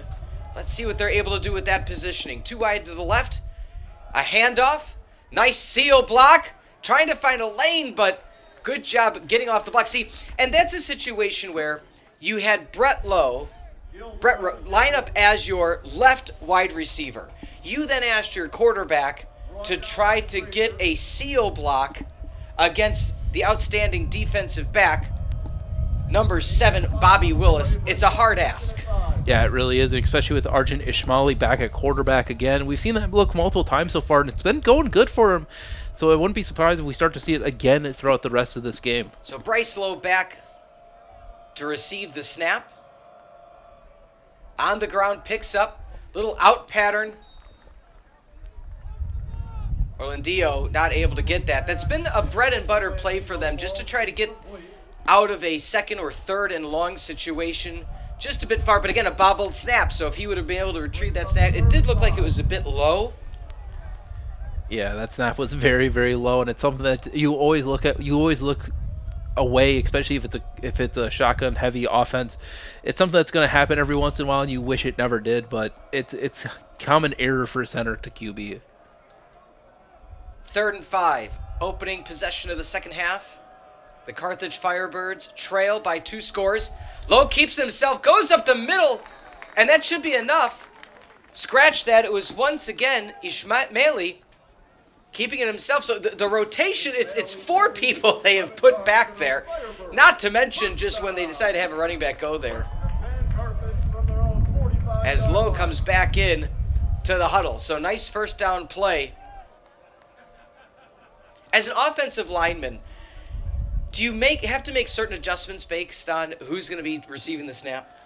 Sometimes. I remember my sophomore year, we had our starting quarterback get injured, and it's always rough because as we see a pass for Lowe, nice screen come out, as we see wide receiver get lit up on the near side towards us. But yeah, especially when it comes to different quarterbacks, a lot of different quarterbacks like to receive it. Sometimes they like to receive it a little bit towards their stronger side.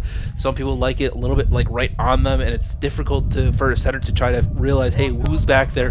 Where does the ball need to be for them to be comfortable, especially because it's all the quarterbacks.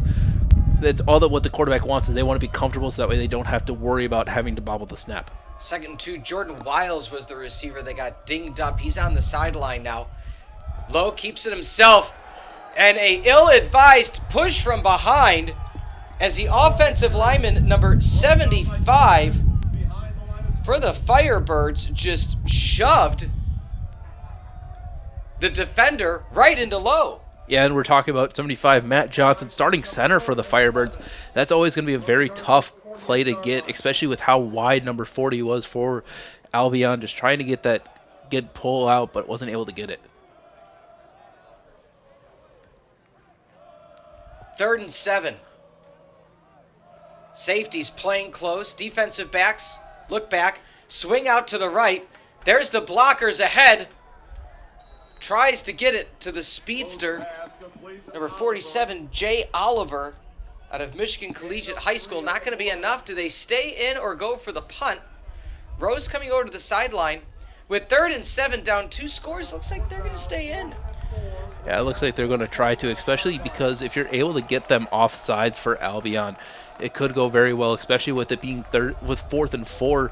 If they jump off sides, it's a free 5 yards, and it's a free first down for the Firebirds. Yeah, and again, think about it. We talked about that sequence at the end of the first half where Carthage had gotten a break, a 3-and-out, then caused it themselves, roll out left, firing left, in between two receivers just kind of threw it to an area, hoping somebody would be there. Lowe, however, threw it out of bounds. Change the possession.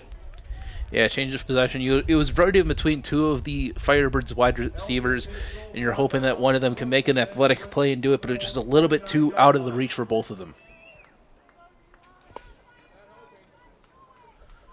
So first down, first offensive possession for the Britons, and they take over at midfield.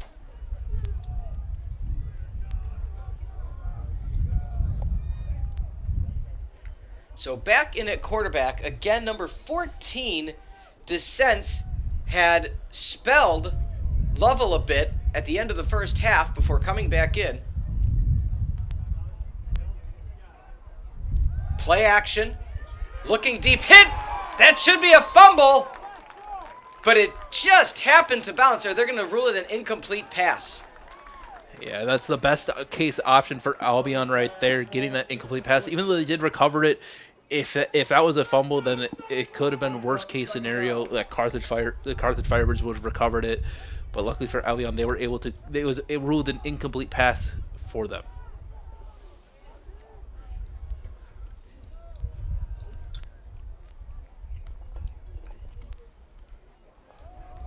Handoff up the middle, regaining his composure and pushing ahead a bit. It's Philip Jones-Price. A fairly quiet game, I guess you could say, for Jones-Price, as it's been all in the air so far.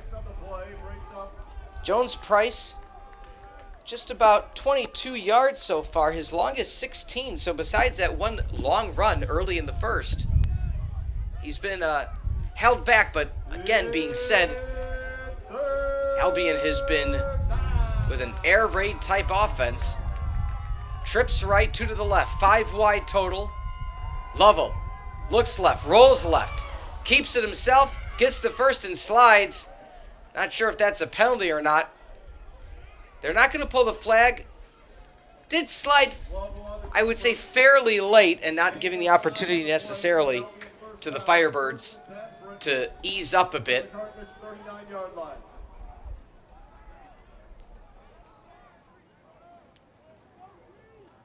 Two wide receivers to the left, tight end offset on the tackle.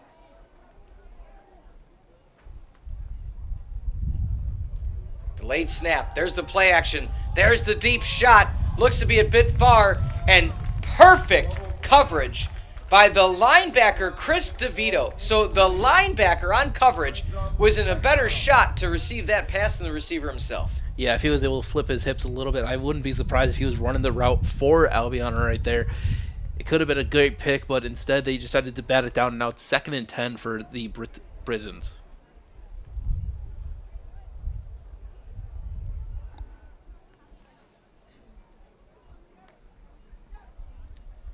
Two to the right. There's that throw out to the right. Trying to make a move. Beautiful tackle to not allow an extra yard is the return man, Isaiah Bird, also in as a defensive back. He is all over the field. He is pure speed. Yeah, he really is, making that open field tackle, too. It could have gone for fairly well, especially because they had a blocker right in front of him. But instead, Bird was able to get that open field tackle and make it so it's third and about 6 right now.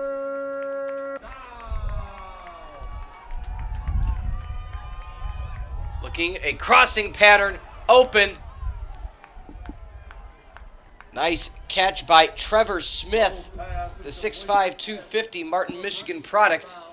And that'll be a first down. That, I guess you could say, is one of the susceptible areas of the field for the defense of the Firebirds so far, is that 5 to 10 yard range right over the middle.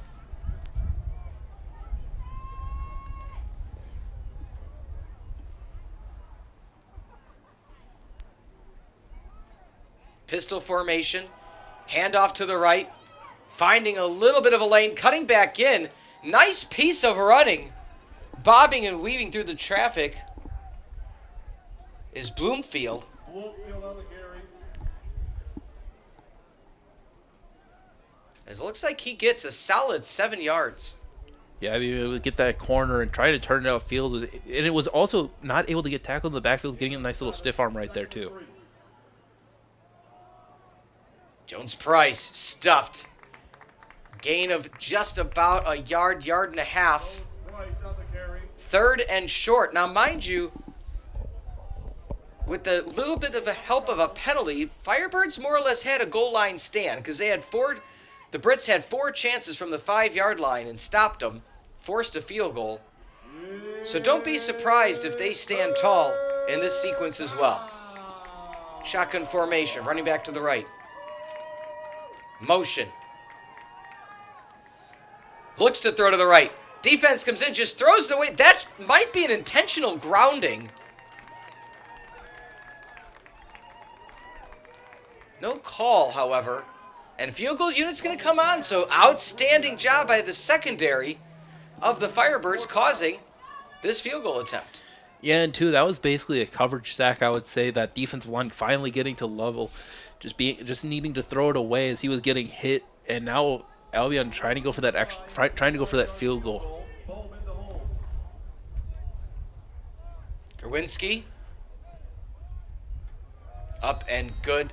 What an outstanding find Bruins field goal for this is good. special teams With 8:07 for the Britons. quarter, Albion 27, Carthage Outstanding job by Gerwinski, a sophomore out of Niles, Michigan. So your score now 27-6, extending the lead to 3 scores.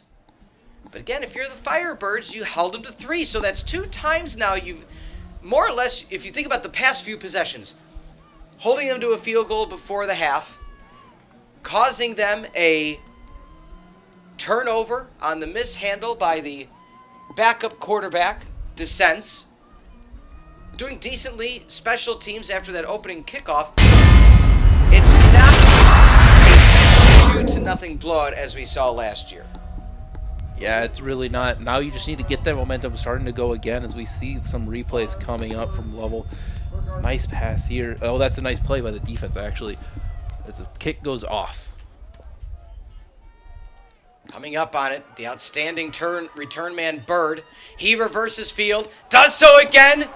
Block on the outside. Oh, tripping up, and there's going to be a penalty, however. They might have caught a hold from that far side. My goodness, Bird There's a penalty marker on the play. just has that next gear. During the return, illegal block in the back, number 80 on the return team.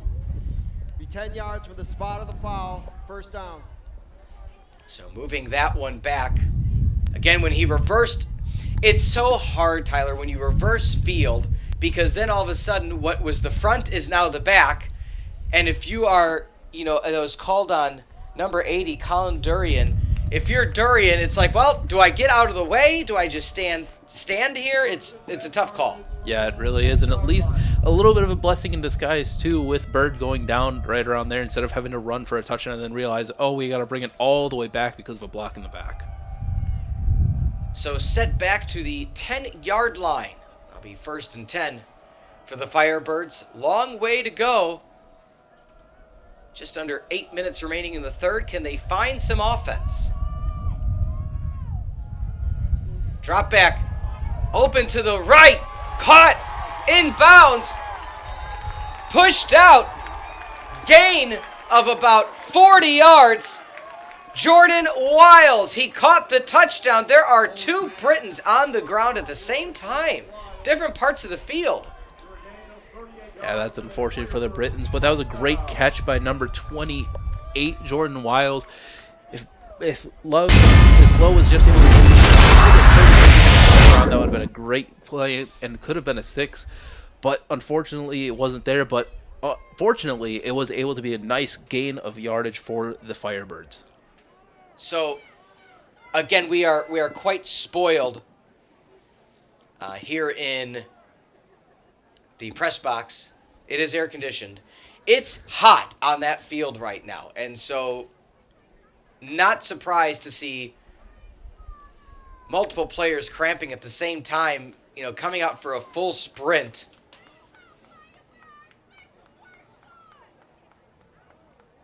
And not to mention, too, also, it is week 1, so we are seeing a lot of players trying to get back into playing football mode instead of just conditioning, working out. They're finally getting out there, getting to hit other people. Let's take another look at that play. Timing all around.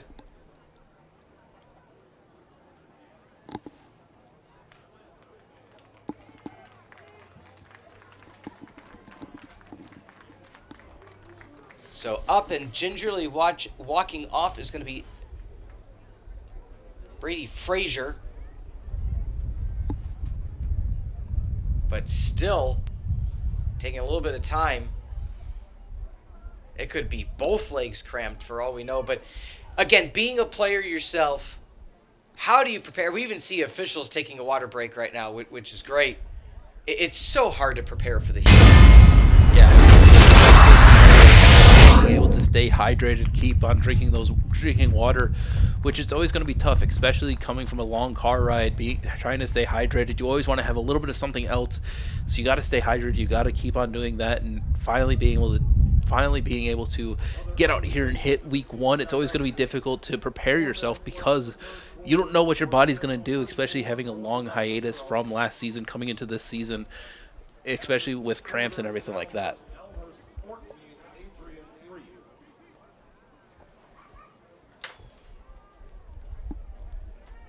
So getting help off the field right now, number 25, Brandon Campfield.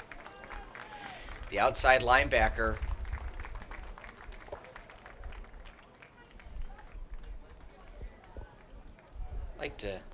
If you saw that in the foreground, what team effort. Michael Pruchnich, the backup defensive lineman, come in to take and help his teammate get off the field while Eddie Hines was able to get back into the huddle. So let's see if Carthage goes for another deep shot here.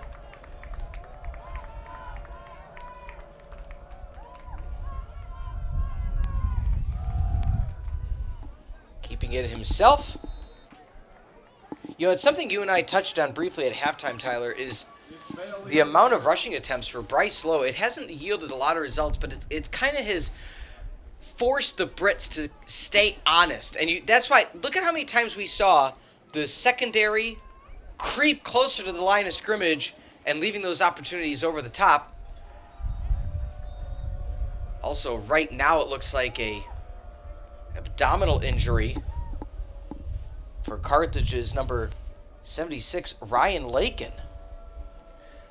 Yeah, and those are always the rough, especially for that offensive line. You don't really have a lot of subs. You're always going to be out there playing, especially if you're on the offensive side of the ball. That's the one sort of group of positions that you never see really subs for. They're always the starting five. You want to always have that chemistry going for your starting offensive line. Lakin, your starting left tackle.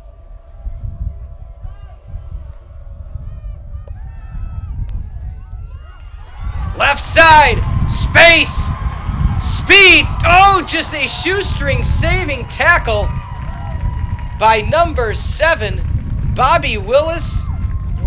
That was almost 6 for the Firebirds. What a difference maker that he's been when he gets those Jets going.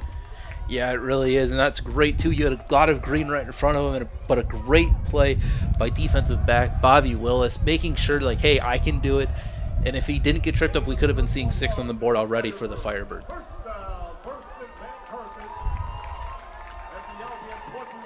Again, all with a reserve offensive left tackle. There's that press again.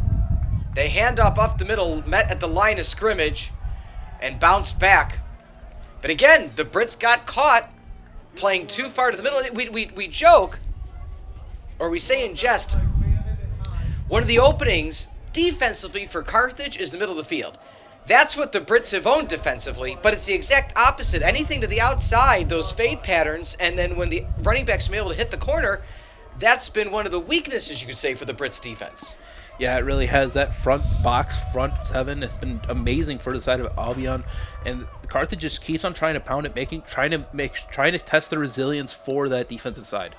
Press coverage on the right, trips right. Here comes that rollout. Throwing back. Good job defensively, and a helmet ripped off. That's going to be a penalty. Philip Akema the senior defensive lineman just absolutely ripped. Personal foul, face mask, defense number 9, half the distance to the goal, automatic first down. So that's actually being marked on Alex Olenek. Face mask and pulled the helmet off. There were 2 Brits on the spot. And coming back in now, Ryan Lakin, the starting left tackle. Good. I like to give a nod right now to number 57, Cameron Goodson, who shifted over from guard to tackle to fill in for the part of the series. That's not easy to do. No, it really isn't, especially when you're an offensive lineman. You're trained to, you want to learn one position, but you got to learn all 5, especially what you got to know for each one, because you never know if you could be playing tackle, you could be playing guard, you could even be playing center at some points during a drive. Fade pattern, left side, 2 hands, foot down, touchdown for the Firebirds. That's what they tried to do before half, able to deliver there, no safety help over the top, and the Firebirds back on the board, 27-9. Yeah, not to mention, too, that touchdown is for Arjun Ishmaeli, somebody we've seen playing quarterback, running back, wide receiver, officially listed on the depth chart as a quarterback. So being able to get your superstars the ball is what Carthage has been seeing to do, and it's been working so far for the Firebirds. What a great drive. I mean, you had multiple injuries, cramps, 90 yards. All intents and purposes. We talked about how they had a long way to go. They were able to deliver in just under 4 minutes. Yeah, they do. As it looks like that they have all quarterback backfield for the Firebirds right now. Going for 2. Ishmaeli. That might be a game. Offense. 5-yard penalty. Replay the try. A critical penalty, a delay a game, and that's going to force the kicker to come out for the Firebirds. Again, 2 crucial delay of games in this contest. Yeah, it really has. As we talk about it, the starting play was a delay of game for the Firebirds, and now on this 2-point conversion, trying to get back up to 14, it's going to have to be a field goal to try to get to 13 to try to break the score a little bit closer. And Kevich.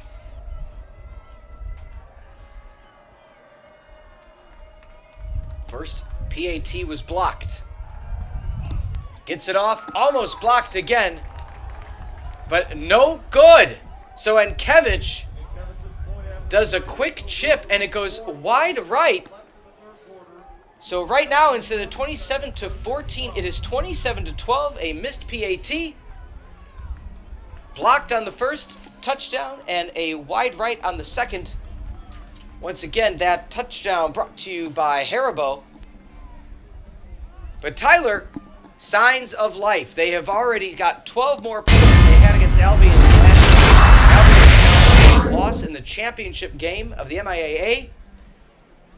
A lot to prove, but despite outstanding special teams, offensively and defensively, Carthage has really slowed down the Brits since the opening quarter. It was 21-0 at the end of 1. Yeah, they really have. They finally decided, hey, we're going to bend, don't break. And so far, it's been looking fairly good for the Carthage Firebirds. Finally being able to get that momentum going after that opening drive that lasted only a minute for the Brits. Being able to finally slow it down, play their own game, and now they're still trying to come from behind, but now it's a lot more manageable, especially with about 4:40 left in the third quarter. Picked up at the goal line. Run to the right. Another seam, cutting it back in.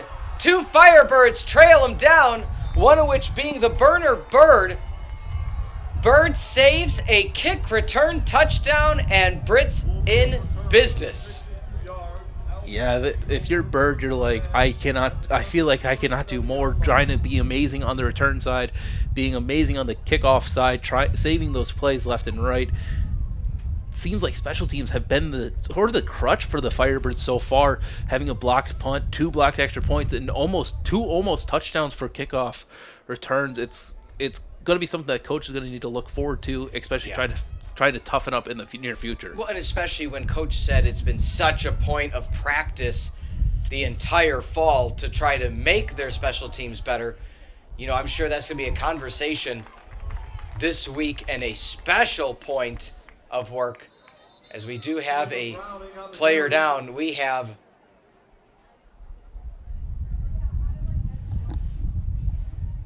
Sure. So There's a gain of a yard on the play. hopping Will bring back up is second and 9. one Firebird, but still another.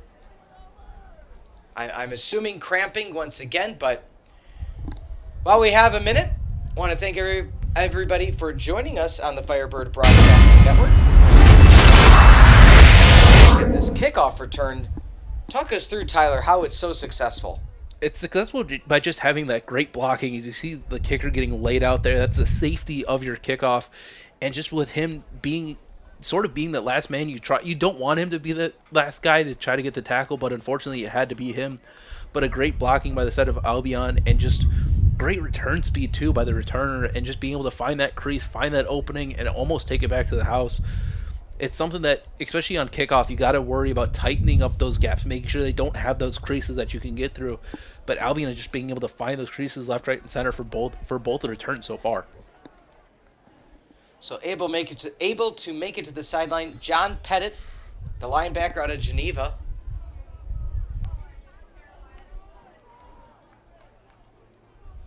There's that split running backfield for the Brits.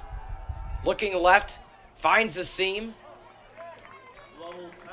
I really like that play because, again, swinging out from the left hip was number 9, Colby Taylor Browning for the Brits. The linebacker bit on that because, as you saw, Lovell kind of looked him off, then found the slant pattern to yield a 3rd and 4. Same formation. Safeties playing close to the line. Looks right, fires, just sitting down and blocking off. Great job by number 81, Evan Finnis, also the long snapper.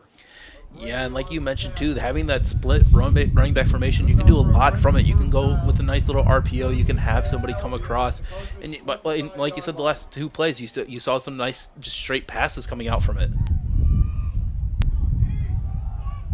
Handing off, stuffed in the middle.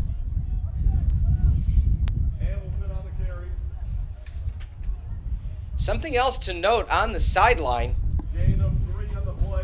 to see what may come of it or not, but Bryce Lowe is now no helmet with a headset on and a dry erase board. And you have Ishmaeli warming up along with Emmanuel Burnett. So let's see if there's anything is to come of this, or maybe they're just everybody's staying loose in the heat. Yeah, I wouldn't be surprised if everybody's staying loose, especially seeing multiple crampings come out from both sides today, as 54 looks like he's walking off for the side of Carthage. And so Oliver Cox now gingerly making his way to the near sideline.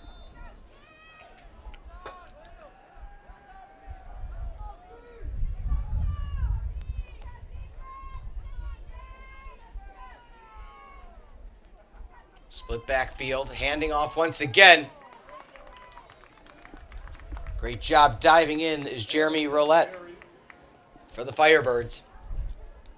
Again, with the heat, a lot of players getting their name called today. Oh yeah, and that's the one great thing is having his depth, because especially if players go down, you always got to have that next man up mentality, something that Carthage feels like they have, especially with a lot of different players making some great plays.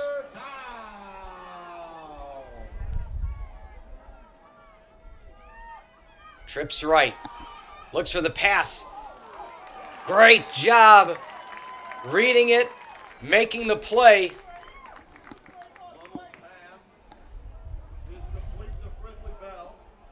Looks to be a tackle by number 20, Jared Routh, out of Urbana, Illinois. Great play. Now it looks like it's Albion's time to make a decision, because it is 4th down and long, and it looks like they're going to go for another field goal. Another great stop by the Firebirds defense, going for their 3rd field goal, and it looked like they had all the momentum with the ball starting on Carthage's side. Left foot up, and that's going to be wide left. Firebirds stop The Brits, a left foot, which has been very good all season. Logan Gurwinski First and 10. has been so effective today in his field goals and extra points.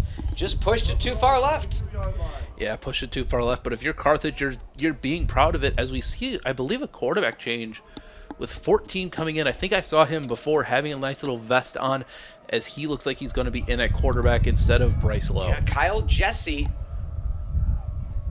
in at quarterback. Bryce Lowe is split out 2 steps behind. Let's see if it's a trick play. It is. This is what you draw up at home. A hook and ladder play. It had to be what they were drawing up on the sideline. It had because that's your old school. Lowe was lined up behind his tight end. Took 2 steps back, got the lateral, tossed it down the field. Hey, just like in the backyard. Love it. Yeah, and it looked like, too, they had all the other quarterbacks as well. Number 15, Emmanuel Burnett was in, as well as Arjun Ishmaeli was there. It looked like it was all quarterbacks. They were getting ready to throw it to anybody on the field.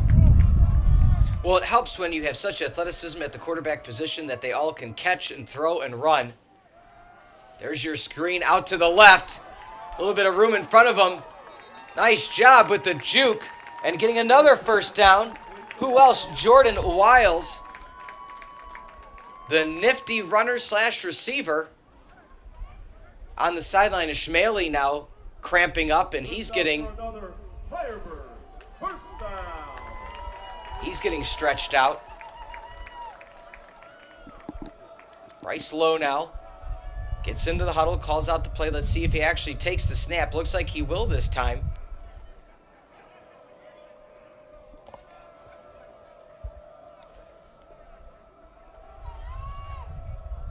Two wide receivers to the right. Just your naked boot. And that's going to be a loss. And at the end of 3, Firebirds score a touchdown. Trail by 2 scores. It's 27-12. Fourth quarter coming your way. For Tylor Sorensen and Peter Ferreri, it's the Firebird Broadcasting Network. After 3 quarters of play, Albion 27, Carthage 12.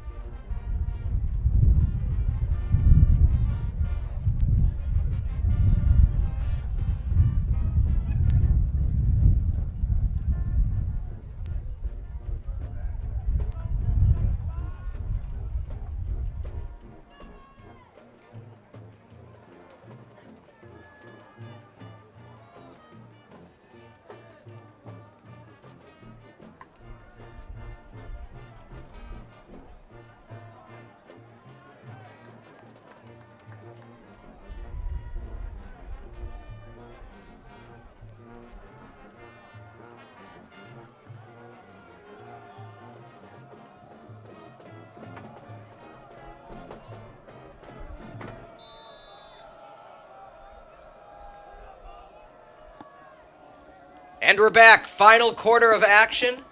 Firebirds driving. Low. Looks deep. Post pattern. Sails too high.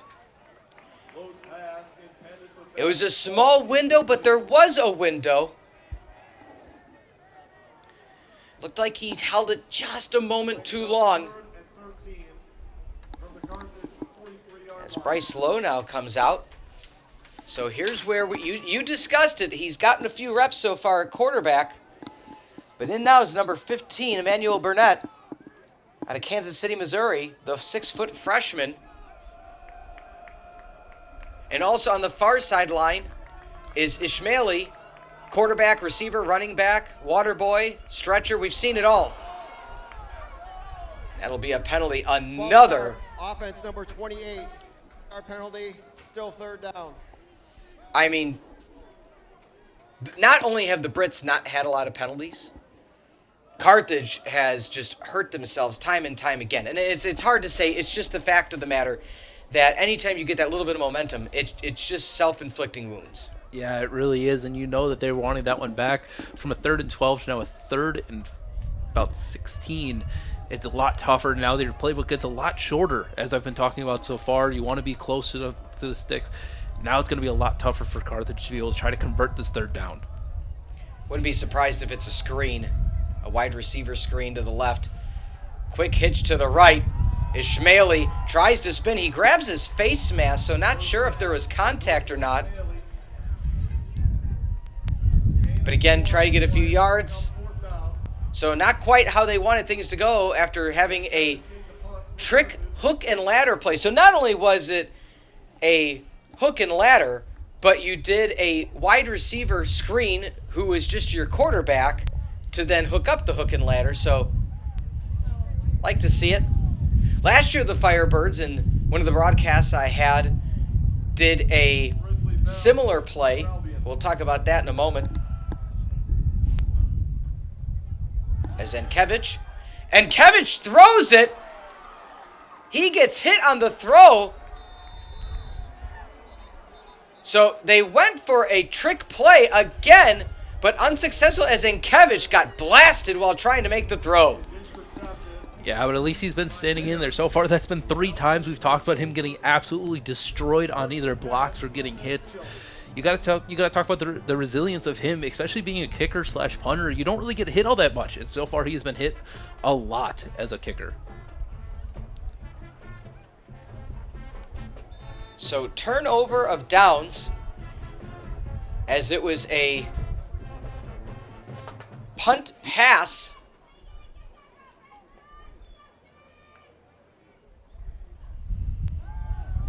Quick slant, good job defensively by number 20, getting around Jared Ralph.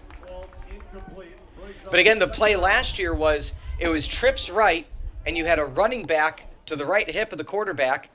He ran out in a flare pattern, threw it laterally, then the running back tossed it down the field to a wide open wide receiver. So your old-fashioned running back toss pass.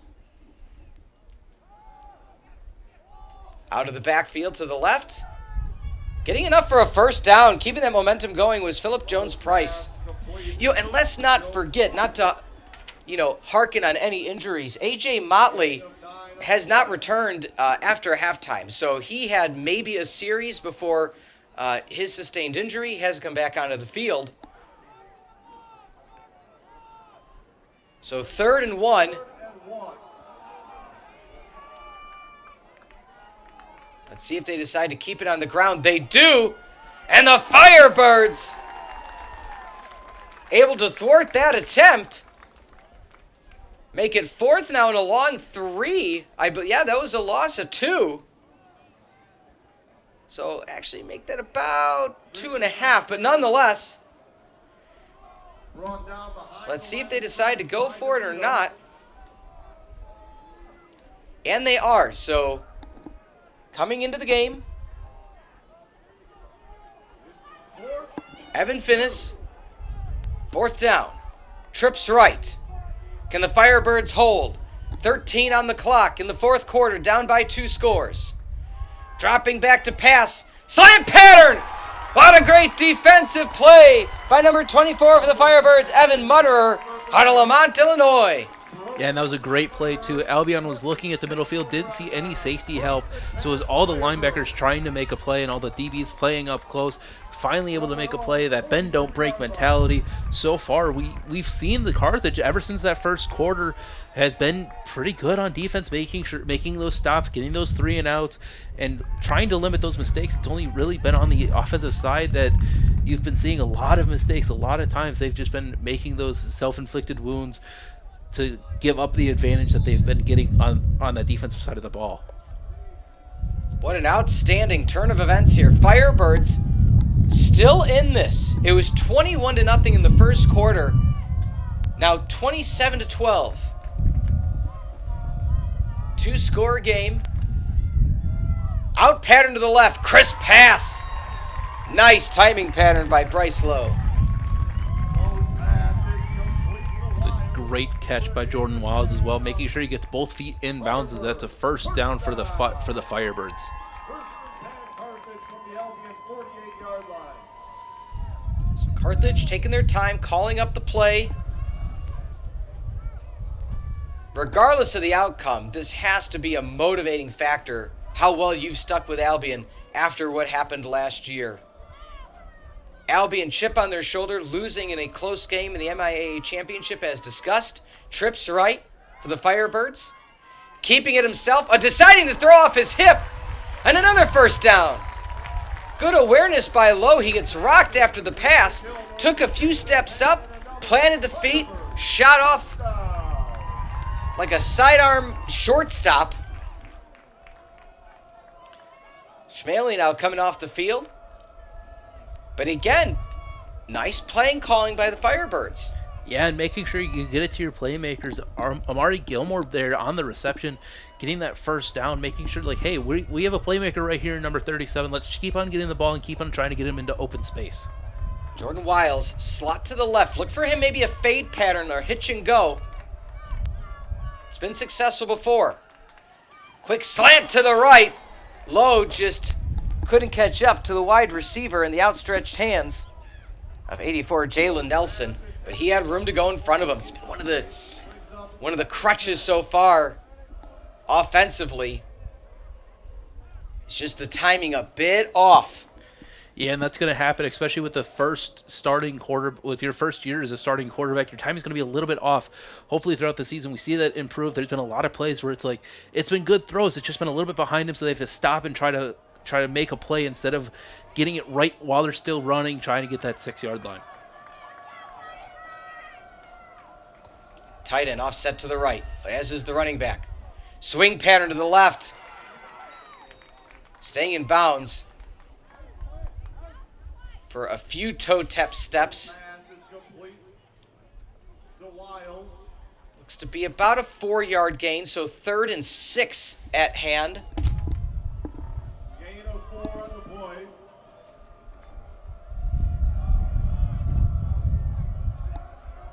So the Albion fans cross field getting loud as once again the Firebirds are driving. They've had their opportunities. Don't forget the interception in the end zone right before halftime. Firebirds hoping that doesn't come back to haunt them. Can they get a score? Yeah, and it looks like Play clock dwindling. Fade pattern. Oh my goodness, was it tipped away? And it was. Outstanding play by Larry Reed Jr. out of Cass Tech. Just getting an outstretched hand on it. That was 6. Yeah, it really was, especially, too, seeing those safeties come up to about 8 yards. You had that deep route going on, and it just was tipped away just at the perfect timing.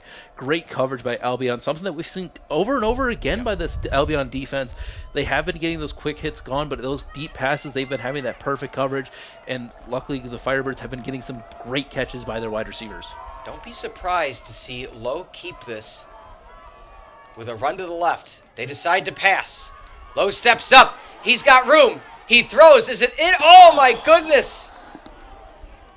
He had Jordan Wiles absolutely wide open with plenty of grass in front of him.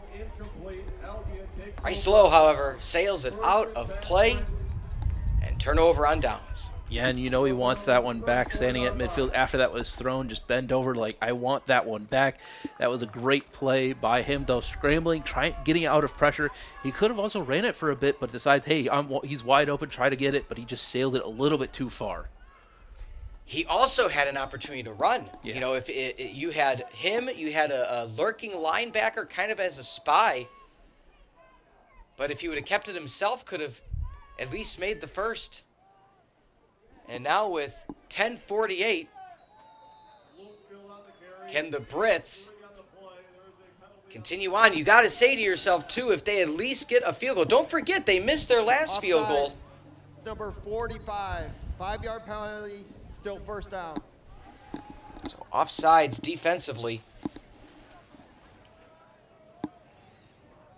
5-yard penalty brings up 1st and 5 Albion from their own 39-yard line.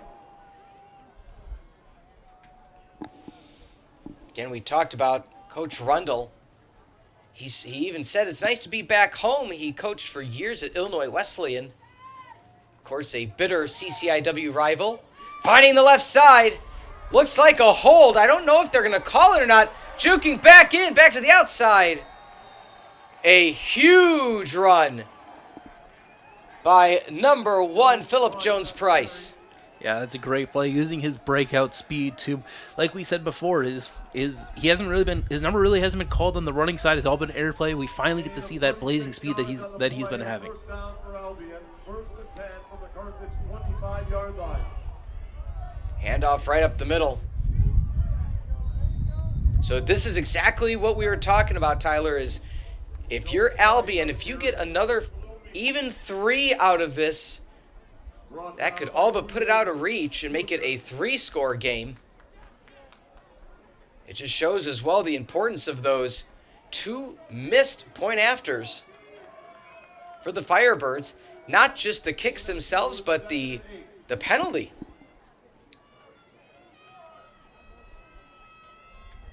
Let's see if the Firebirds have one more big defensive stop in them. That one's going to sail too far. RPO. There is a strong side linebacker bearing down on Lovell. Now here's that 3rd and 7. Now this is still a bit of a distance if they end up having to kick a field goal from here. So a key 3rd down. Do the Firebirds have a stop in them? Still 9.5 remaining in the game. That's going to push them back 5. False start. Offense number 50. 5-yard penalty. Still 3rd down. That's the second time we've seen him get a false start penalty so far. First was in that first 3rd and out that we've seen him. When they were at the 1-yard line, they ended up going 4 and out, but now it's 3rd and 7. Now he pushes them back even further to about 3rd and 13. So for as powerful of a leg as Gerwinski has, this may be a bit at the tip of his range.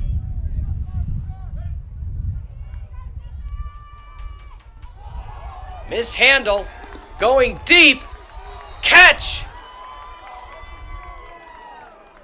But a penalty nonetheless. They're trying to call the play dead because when he bobbled the snap, it was a low snap. Yeah. Lovett need the ball down, so that makes it that should make it a dead ball It immediately. should. The play. Personal foul. Defense number 52.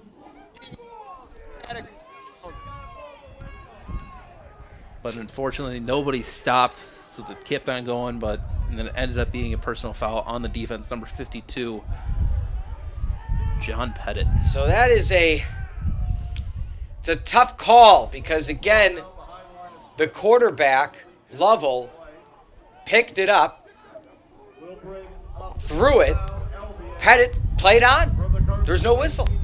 So, tough break for the Firebirds. 9:22, however. 1st and 10 from the 19. Tight end and running back to the left, handing it off. Swallowed up immediately. Jones-Price.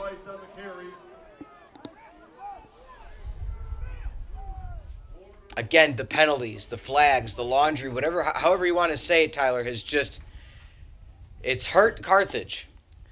Yeah, it really has, and especially too, we've seen it a little bit more on the offensive side than the defense side. But early in the game, we've seen it a lot on the defensive side, jumping off sides, getting that as soon as we see movement from the quarterback, they're going to go. And luckily, they've been stopping it, but now it's just starting to come back and haunt them again. Lane comes off. He has been nursing his left shoulder much of the game. Hand off to Jones-Price, looks for the corner. He doesn't get much more than a yard. So once again, 3rd and long. The Firebirds defense, my goodness. They have held firm since the opening 21 points, only allowing 6 points, 2 field goals, and a 3rd one missed. In this heat, Tyler, a tall ask. Yeah, it really is, especially with how long this drive has been for Albion. The Carthage's defense has been rough and a bit probably tired right now. Throwing over the middle, almost tipped, but touchdown for Albion. Number 5, Kai Bristow. Tip your hat to Luke Lovell as he stood tall with the Firebirds bearing down on him in the backfield and just got enough touch to get over the outstretched hand of the safety. And touchdown for the Brits. They lead 33-12. Yeah, not to mention that is Bristow's second touchdown on the day. The first one was a nice scramble drill by Lovell, and he was just in the right place at the right time, making a move and getting in. Now this time he's wide open in the end zone, just right over the outstretched arm of the Firebird safety. Gerwinski now. The lefty sends it through. And with 7:50 remain, Brits trying to put this one out of reach, 34-12. Again, the penalties, I don't want to keep dwelling on it, but it's tough to keep getting 3 and outs against such a powerhouse of the MIAA in the Brits. Also, on the flip side of it, Tyler, if you're the Brits right now, you got to have a sigh of relief because you have been granted many, many second chances. Yeah, not to mention 76 yards to Albion's 5 for 50. It's been an absolute flag fest so far this game, mainly on the side of the Firebirds.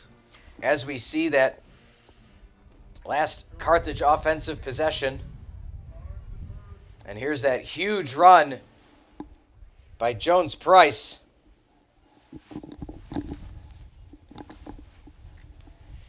But nonetheless, 34-12 for Tylor Sorensen. I'm Peter Ferreri. Thank you for joining us. Home opener and season opener on the Firebird Broadcasting Network. We are honored to be on the call for the entirety of the season. As Gerwinski back to kick. And the ball fell off the tee. A little bit of wind coming in from the west today. Beautiful campus here at Carthage. Carthage preseason ranked near the lower half of the CCIW, but my goodness, they have, even with the scoreboard right now, is not able to make a move, is Jalik Barnes out of Ocala, Florida. But what I was getting at, Tyler, is I think even with a loss here today, if that is what comes to fruition, they've put the CCIW on notice that they came to play. Yeah, they really have, especially having another year under experience. We talked about it at the top of the game. 17 freshmen started for them last year, another year under their belts. Obviously, it's going to be some rough patches coming through this next season, but you're hoping for a difference than you did see last season with them ending 3-7 on the year. Looking for the seam pattern. Finding it! Who else? Once again, 28 Jordan Wiles. He has been all over the field in the receiving game. Yeah, and unfortunately he does come off, but that was an amazing catch by him. Draped all over by two Brits defenders, was able to get up and get it perfect for him. But now you got to go through again. You got to make this drive fast. You got 7:30 left in the fourth, and you're down by about 3 scores. Yeah, still not out of it. They've had the chunk plays in their favor. 2 to the right, 1 to the left. Nice comeback route. That might be a flag, and it is. So Larry Platt suffocating Ishmaeli on the near side. Got there well before the ball did. Pass interference, defense number 0. Ball be placed at the spot of the foul. Automatic first down. Automatic first down, and just like that, the Brits are on their heels. Nice in pattern, but a bit too high for Ishmaeli. As once again, Lowe sends that one sailing just a bit. Again, that's something to work on, is your accuracy drills as Ishmaeli is holding onto his shoulder.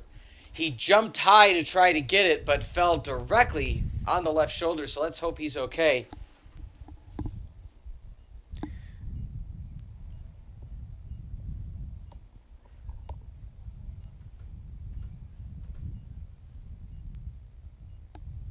And we talked about other teams playing today. Elmhurst taking on Adrian. Let's take a look at a replay, however, that beautiful catch over the middle. My good, that slat pattern out of the slot. As Ismaili is making his way out the field. North Central taking on Roosevelt. Hendricks versus WashU. And then this evening has 3 games. North Park taking on Manchester. Illinois College versus Millikan. And Simpson versus Augustana.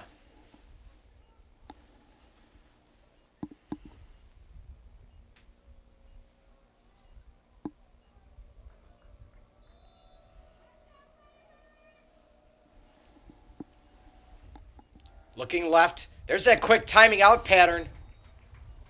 Excellent reception. Bringing it into the bread basket is Gavin Betts. Yeah, and especially now that they've been seeing a lot of those deep passes from Carthage Firebirds, those quick outs are starting to hit again. Even though it started to look like they weren't going to be able to late in the second quarter, it's finally being able to get back to it. You could finally hit those again, get those nice little chunk plays with another first down for the Firebirds. 6:45 remaining in the contest.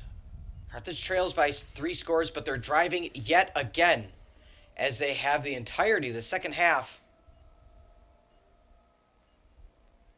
Looking right, there's that quick out. Once again to number 89, Orlandino. But even at the height of the 6'3", Orlandino not able to bring it in as he comes out of the game now, 2nd and 10. Yeah, 2nd and 10. So far, the Firebirds have had a fairly good drive getting those big chunk plays. But so far, that's all it has been. Is those big chunk plays as well as one pass interference. You haven't really been able to move the ball consistently with the running game, getting those 5 yards a pop. There's the out pattern. Missed tackle. Juking back into out. I'm sure he'd like to have that one back. Donovan Wright just whiffed on the tackle. And moving back from outside to inside is Dante Riccardi. His first catch of the season. Gain of 6, 3rd and 4.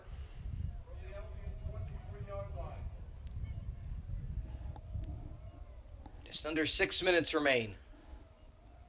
In at running back is Amari Gilmore.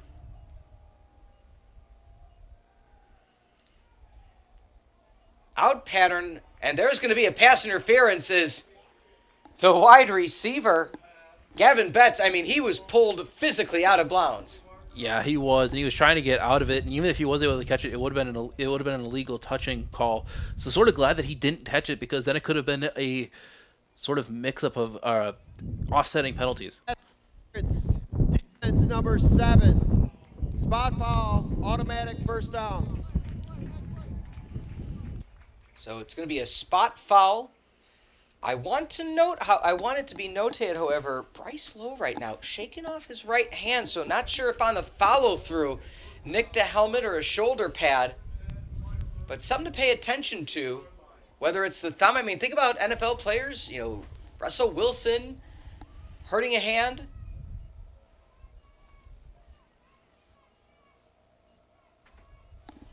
Trips left. Running back to the right along with the tight end. Is there a tight end seam down? Did it hit the ground? It did. So I like the call, though, with reserve tight end Clayton Markich out of Umbro High School. Again, you had trips left. You had your running back to the right. You had your secondary tight end in. He was isolated. Pass just got there a bit late. Also, if you notice, back out again is your starting left tackle, Ryan Lakin. So your starting left tackle, your starting running back, out of the contest. 2 to the left, 1 to the right. Swing pass. Trying to juke back in. What form? Outstanding play. Jaith Joseph, your senior inside linebacker out of Lansing, Michigan, not allowing Zuderveen, one of your other quarterbacks, to make anything happen. Again, the rotation of quarterbacks is something else. Yeah, it really is, and not to mention too, he took him down with authority. He was making sure he wasn't going to go anywhere, trying to get this 3rd and long, and now it's Firebirds' time to try to complete it. We see Both quarterbacks still in the backfield for the side of the Firebirds. Looking right. Some miscommunication there.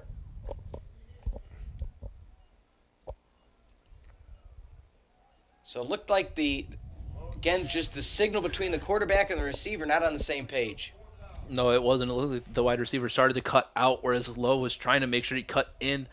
Miscommunication, almost picked off too, which could have been which would have been a drive killer. But now it's fourth and long. You can still get that first down before you can. If you are able to get it, you still get a first down before the first and goal. Trips left. Fade pattern to the left corner. Intercepted, but a flag's going to hit the field. Don't be surprised if Jawan Johnson called for PI.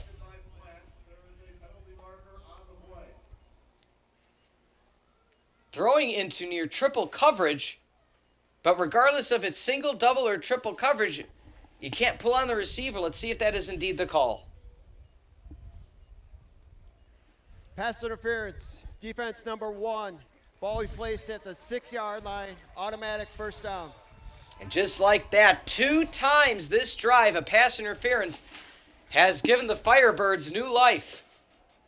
Yeah, it has. And now that the Firebirds are on their 6-yard line, they have 4 plays to try to get into the end zone, to try to cut it down with about 4:50 left in this fourth quarter.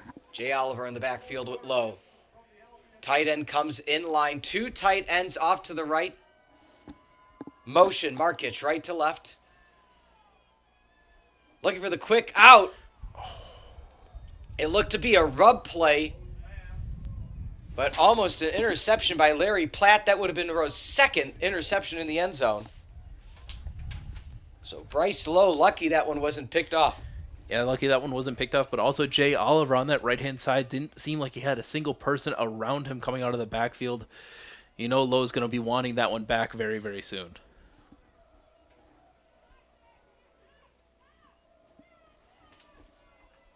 Same formation. 2 tight ends playing big, 1 on each side.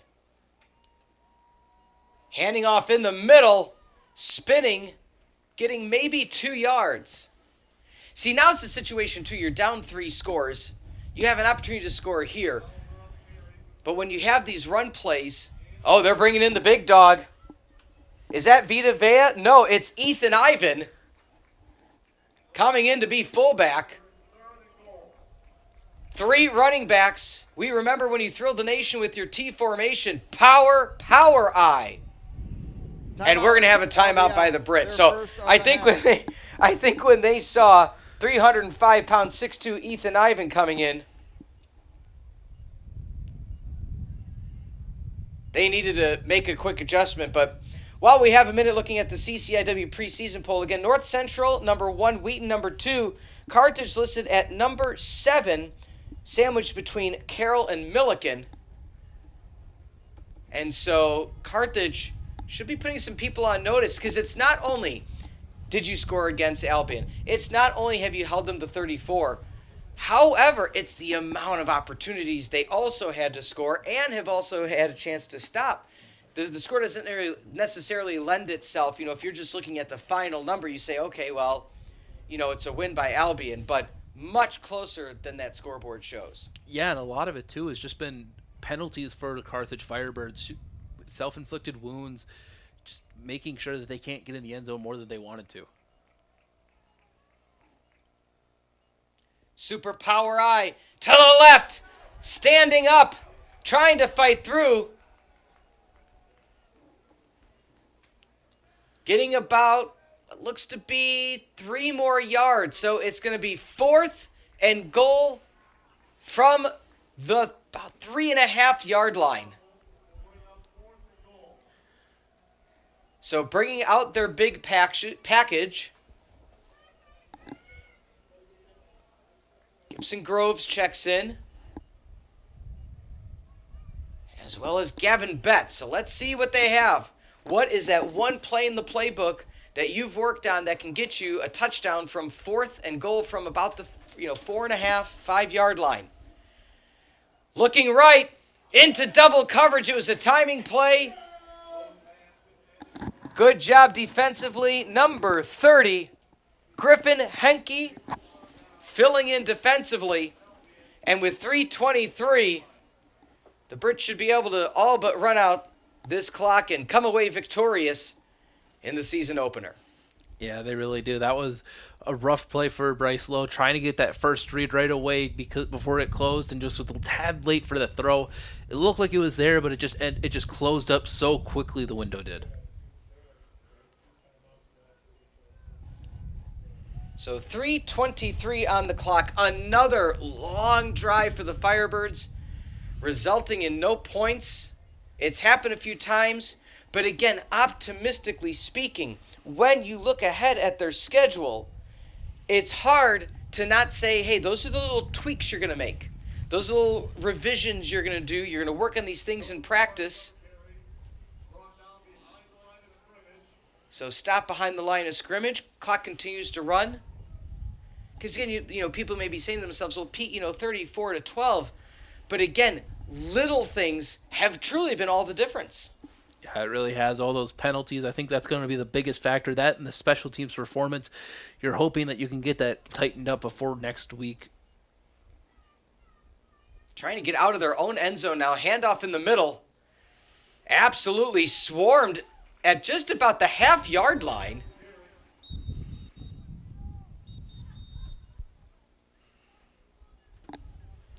Timeout, Carthage. So Please Carthage- set the game clock to 2 minutes, 41 seconds. Carthage calling a 2:41. timeout. Thank you.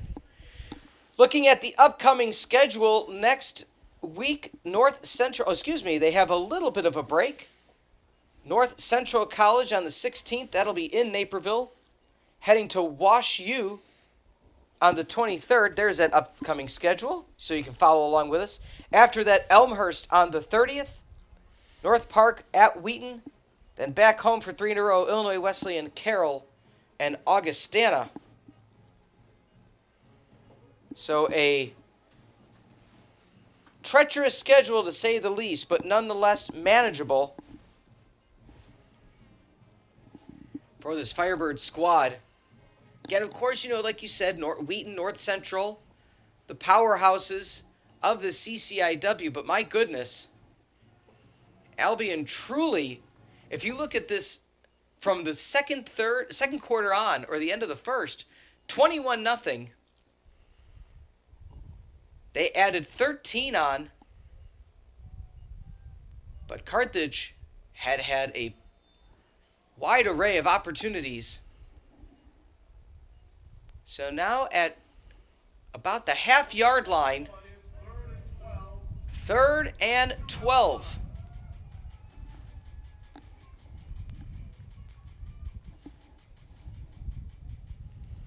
A pass to the outside. Good job defensively. Just give yourself a little bit of breathing room to punt it away. So Timeout, Gerwinski. Carthage, their second of the half. So Carthage calling their second timeout. I can guesstimate that they're going to try to bring the house. Yeah, I wouldn't be surprised they are, especially if they were able to keep it at that half-yard line, just being able to get that close to it. But now it's at about the 6-yard line, so it's going to be a fairly shallow punt too. If you think about it, you're probably going to field it around your own 40 if you're able to get a decent return like we've been seeing from Bird. It could be fairly good for that offense. Just could get in for good field position around like the opponent's 40 to about the midfield line. So once again, we appreciate you joining us on the Firebird Broadcasting Network. The 30th of September is the next time you'll see us. Home game against Elmhurst. And then immediately following against North Park on the 7th of October. The 2nd of September. Punter all the way back. Like you said, bit of a knuckleball. It's going to take a bounce. A generous bounce for the Brits. All the way back to Carthage's 45-yard line. What a nice bounce and roll. Yeah, that was a very good, nice bounce and roll, but that's exactly Personal what... foul, leaping on shield, number 48. Automatic first down. So Carthage will yield The ball back to the Brits.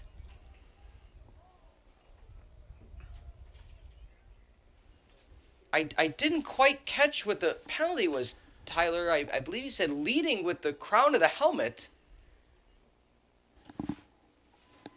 I believe so. I guess it might have been a personal foul because that's about 15 yards that they did. So, which again, we talked about this before, the self-inflicted wounds that you're able to get the ball at your own 45, get a nice little drive by the end of this game, and then you get another penalty, and it just keeps on happening for this Firebirds team. Yeah, 15-yard penalty. On Clayton Markich. And now with 2:23 and one timeout, a first down should all but do it for the Brits.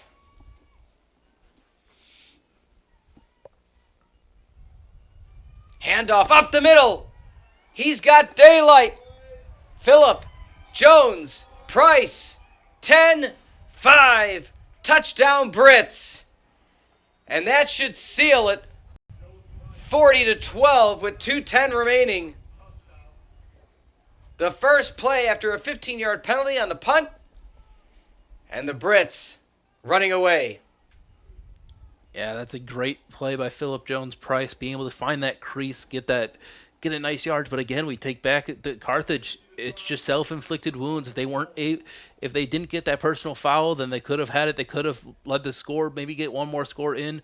But at the end of the day, now it's Albion with another extra point attempt. Up and good. That'll push the lead to 41-12 with 2:20 remain. Again, last year we've talked about it ad nauseum. 52-0, all Albion all day. But a few breaks here and there, and it is a much different contest this afternoon. But give credit where it's due. Albion took advantage of all the mistakes that Carthage indeed made, including a huge run at the end there. So that shows a winning culture when, okay, they want to give us another opportunity. By my accounts, that's the third time that it went from a Carthage back to an Albion possession based on a penalty. Yeah, I believe so, which you got to take a look back at the film and be like, hey, we cannot be doing this. This is you cannot be doing this. You're giving them extra plays that they don't need. We could have had a lot more possessions and a lot different score if those penalties weren't converted. So back to retrieve the kick once again. Number 30, Isaiah Bird, the speedster. A bright spot, of course, for this team, along with Dante Riccardi out of Marion Central Catholic in Huntley, Illinois. And they're going for Bird. Up comes the block. Let's see what Bird and the wheels can do.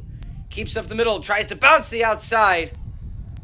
Bouncing up, good open field tackle by Joe Zarnecki.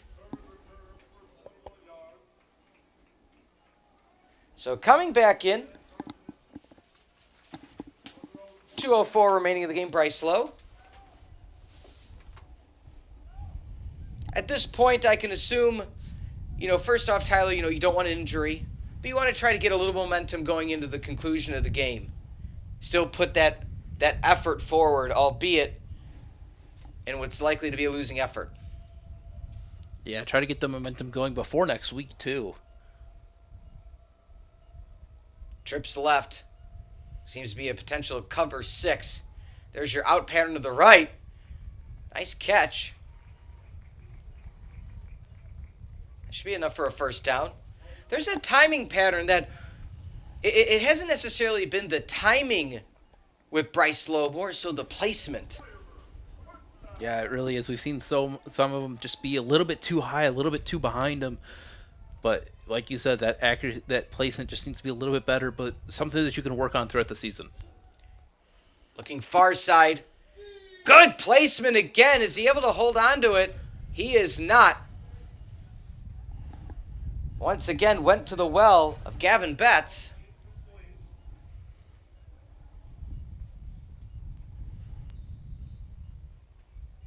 So be second down and 10. 1:51 remaining. Stick around for the post-game show immediately following the broadcast. Once the game concludes, we'll take a quick break and come back with your post-game analysis.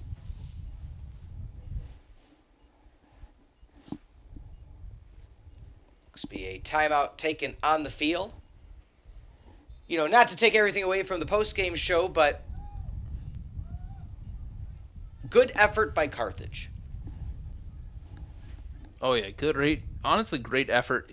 Just those penalties. It was just penalty after penalty for that first half. We got a little bit. The Firebirds got a little bit better during the middle 2 quarters, but then at the end, penalties started to rile up again for the Firebirds. You know, not to mention you're starting left tackle out, starting running back, 2 key components. Going off to the right, throwing it out of play just in time.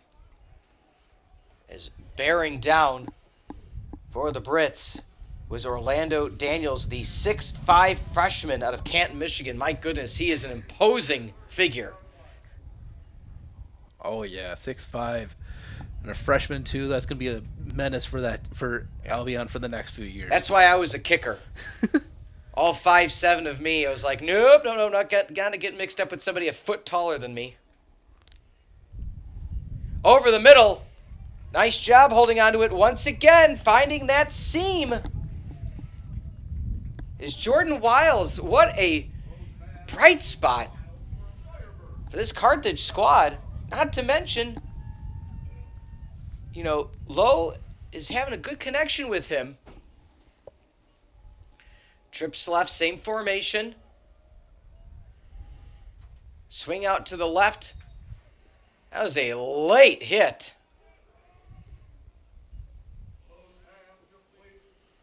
Quick out pattern. Zuderveen, one of the quarterbacks for Carthage, is in the backfield with Bryce Lowe. I wouldn't be surprised if in the future weeks they don't do more, you know, trick plays with multiple quarterbacks in. It's been a nice spot for this team. Looking short, deciding to go deep. But again, like you saw when you had the one trick play that turned into a hook and ladder, more of those type of plays. And not to say, okay, they're just a bag of tricks type of team. You have so many quarterbacks with high athleticism that can run, pass, catch, everything in between. I see something that you take advantage of that. Yeah, you really can. You see a lot of these quarterbacks playing different positions. Arjun Ishmaeli has been playing wide receiver. We see a lot of them playing running back as well, trying to make those different plays for this team. As Lowe goes deep. Oh. I believe they're saying it hit the ground. Might have just nicked off the ground at the last moment. 4th and 10, 1:13 remaining. Carthage doesn't convert. Albion can kneel it out.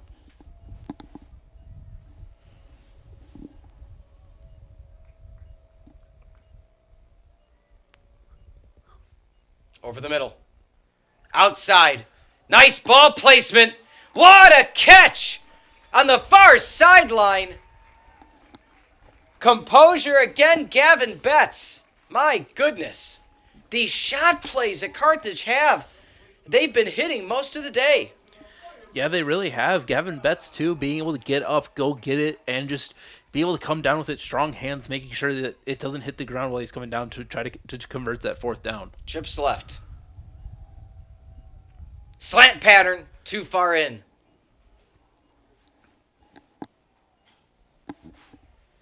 Also to note,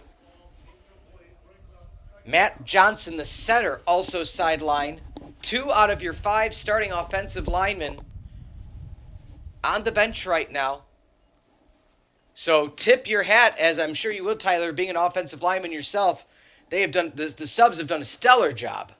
Yeah, they really have, trying to keep Bryce Lowe upright as he makes this another throw. Slant pattern again! Catch! Touchdown for the Firebirds! Gavin Betts, a beautiful slant. Same play. They rinsed and repeated it, said we just missed it the prior play. Let's try it again. 41-18. Firebirds able to score. Again, that momentum. How many drives, Tyler, had the Firebirds had today where missed turnover on downs, interception, something happening where they could easily have 2 to 3 more touchdowns. Yeah, it really could. But at least now with this, obviously, it's looking like it's going to be the end of the game after this hopeful 2-point conversion. But you're getting that momentum ready for next week where they're away and it starts conference play as well. So you're getting that momentum going for this Firebirds team, even though it's a week out. Well, hey, that momentum carries on throughout each game. You're like, hey, guess what? We held this team that led us up for 52 points last season, as I believe that's 74 coming out for the Firebirds. Yeah, Andy Bacoli coming in, the offensive lineman junior out of Eastview High School. Again, it'll be, at least there's a little bit of time between now and the next game, Tyler, for, wounds to heal, tweaks to work themselves out. Sprint left to right. Trips, look for that out pattern. That's where they go with it. On the spot, ripped in, but 2-point conversion, good. Jet sweep pass on point. The accuracy of Bryce Lowe on this drive, my goodness, if that's there all game, different contest. Yeah, it looks like he's finally started to calm down throughout this entirety of the game, which, hey, it's your first game for a reason. It's time to work out all those kinks. Obviously, the first game you want to try to win, but hey, if you're able to work out those kinks, work out those nerves, it's always great for your starting quarterback, especially with it being his first year as the true starter. It's always great for them to be able to, hey, look, we looked some bad, we looked at some good. Now let's go out there next week, keep on building on this momentum, keep on building on what we've been teaching you guys so far. If you're, to talk us through here, if you are a reserve offensive lineman, what's the mentality coming in? Again, look at this, the 2-point conversion. They are swarming, and the offensive lineman held firm. How do you gear up? All right, I've been standing on the sideline, all of a sudden, I got to go in. Albion, their second of the half. All right, so timeout called before this kickoff with 50 seconds remaining. But, again, back to the conversation of offensive linemen. Yeah, you got to always stay warm. You got to stay healthy. You got to know what your assignment is. That's the one big thing for reserve offensive linemen. Even if you're coming in for one play or two plays, you always got to know, hey, I got this guy, I got him. And you always got to make sure you're warm. Obviously, being on the sideline, you always standing around as we see this nice play by Bryce Lowe over the middle. First drive was amazing, but yeah, that offensive line just held strong. Obviously, they let in a few guys, but that pocket is perfect, making sure Lowe has enough time to be able to get those releases downfield. And even with those even with the reserve offensive lineman in, it's always going to be a rough spot to be put in. But hey, you say, hey, we got it in, and now it's our time to shine. Especially being that offensive lineman, you don't really get all the spotlight all the time, so being able to get in on a scoring drive, it's always that fun point. Yeah, great job by our replay crew and producers today for showing us that replay package of that prior drive, lining up for the onside kick. Not going gently into the Kenosha night is this Firebird squad. Hits the ground, takes the high hopper. Good job retrieving it and dropping immediately down is Dylan Dennison. And that should all but do it. But again, outstanding job. Travis Rundle, we talked about his dad, Craig, coached 97-18. And then a few years in between there, Travis Rundle was at University of the South. Also at Penn State as a defensive quality coach, so getting some bowl victories. And then coming back this year to coach at not only his alma mater, but take over with a few-year gap of all the success his father had. So congrats to Coach Travis Rundle on his first career win as a Brit head coach. Yeah, now for the Brits, too, they look at this and they're like, hey, guess what? We came out, we won this game. We had a few things that not go our way. Obviously, a lot of penalties on the side of Carthage, but even them, they had a few penalties as well. But with this being your first win as a head coach, beating a team by 20 points, it's a good look on your resume, and you're like, hey, we did it. We can finally go look at this score and go look back at the film and be like, hey, now we just got to keep on building on this. Building on all the good stuff that we did and take a look at the little things that we did wrong and try to improve on that. Yeah, and if Craig Rendell is watching from home, he had to fill in as a wide receiver coach in this in this early year, one of the wide receiver coaches for the Brits actually was granted a fellowship with the Bill Walsh coaching camp.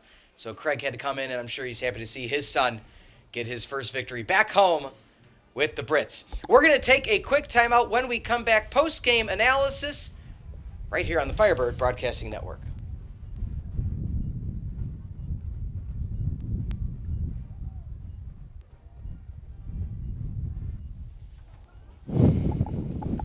Okay, and we are back now with Coach Haas here. Coach, it was, for all intents and purposes, after the first quarter, my goodness, what a display you guys had, the resolve you had. Talk us through, what was the conversation to keep you going? Yeah, I mean, I think our guys they're mentally tough. You know, they knew that a lot of those mistakes in the first quarter were on us, right, and then were correctable, and they got a lot of fight in them. I think you saw all game long, they kept going. So obviously you were utilizing different quarterbacks. We saw Arjun Ishmaeli out there, Bennett, as well as Lowe. What's your how are you utilizing all those guys? Is it just trying to get your best athletes to the ball, or is it just like we might as well use these guys because we have so many of them? A little bit of both, right? They've each got a little unique skill set, and just trying to get the field that can make plays. And you know, we rotated a bunch of guys through there, and I think they performed well. Some of those guys, you know, Argent and Manny was their first, you know, live action for us, so it was good to get them rolling. Yeah, and then obviously this is your first game so far this season. Obviously, you guys did end up losing. What's some of the best takeaways that you can look at this and be like, hey, we found some guys that are going to be studs for us this coming year? Yeah, I think number one was the guys didn't quit. You know what I mean? Down early, and they fought all game long. And number two, I think I told them in the locker room, I think you'll see on the film that a lot of what happened was mistakes on our part, right? Not necessarily them making a bunch of plays as much as some of our guys not doing what they've done all camp long. And a lot of that comes down to guys playing in their first varsity game, right? There's a lot of nerves that go into that.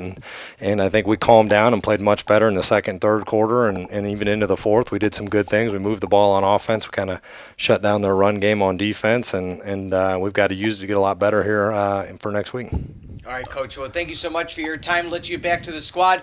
Best of luck in the upcoming game. Close one here today, but again, the score didn't necessarily show the output that you guys put forward.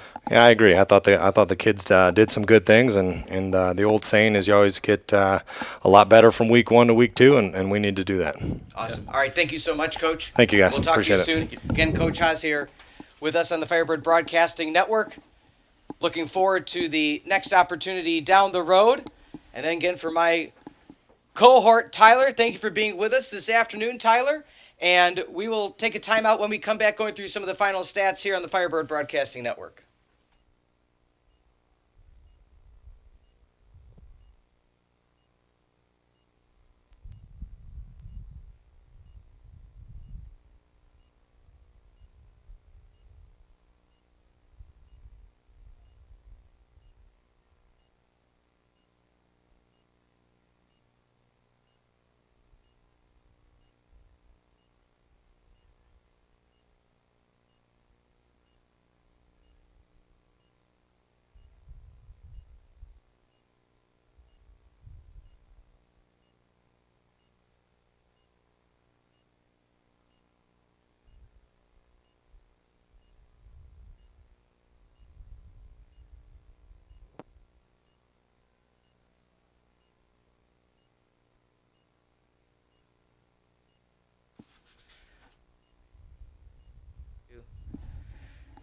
We're back on the Firebird Broadcasting Network. Some final thoughts here for Tylor Sorensen. I'm Peter Ferreri. Tylor, when looking at the situation, again, as we just talked about with Coach, what resolve they had. I mean, even after getting scored against in the waning moments of the game, they still drove down, they still scored, and they still went for the onside kick, and that shows so much perseverance for when they get into conference play in 2 weeks that, you know, they should be able to make some noise. Yeah, it really does. Also with Bryce Lowe stepping up. Obviously, this is his first varsity start, going for 25 for 51. Obviously, he had those two interceptions. Obviously, one was sort of just like a last second, like let's try to see what we can get. Yeah.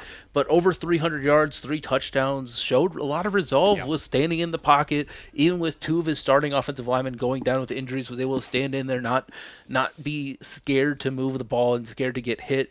Obviously, a lot of great plays. I want to shout out Arjun Ishmaeli as well. I started quarterback on the depth chart, was playing everything basically. It seemed like a lot of these Carthage guys were making plays left, right, and center.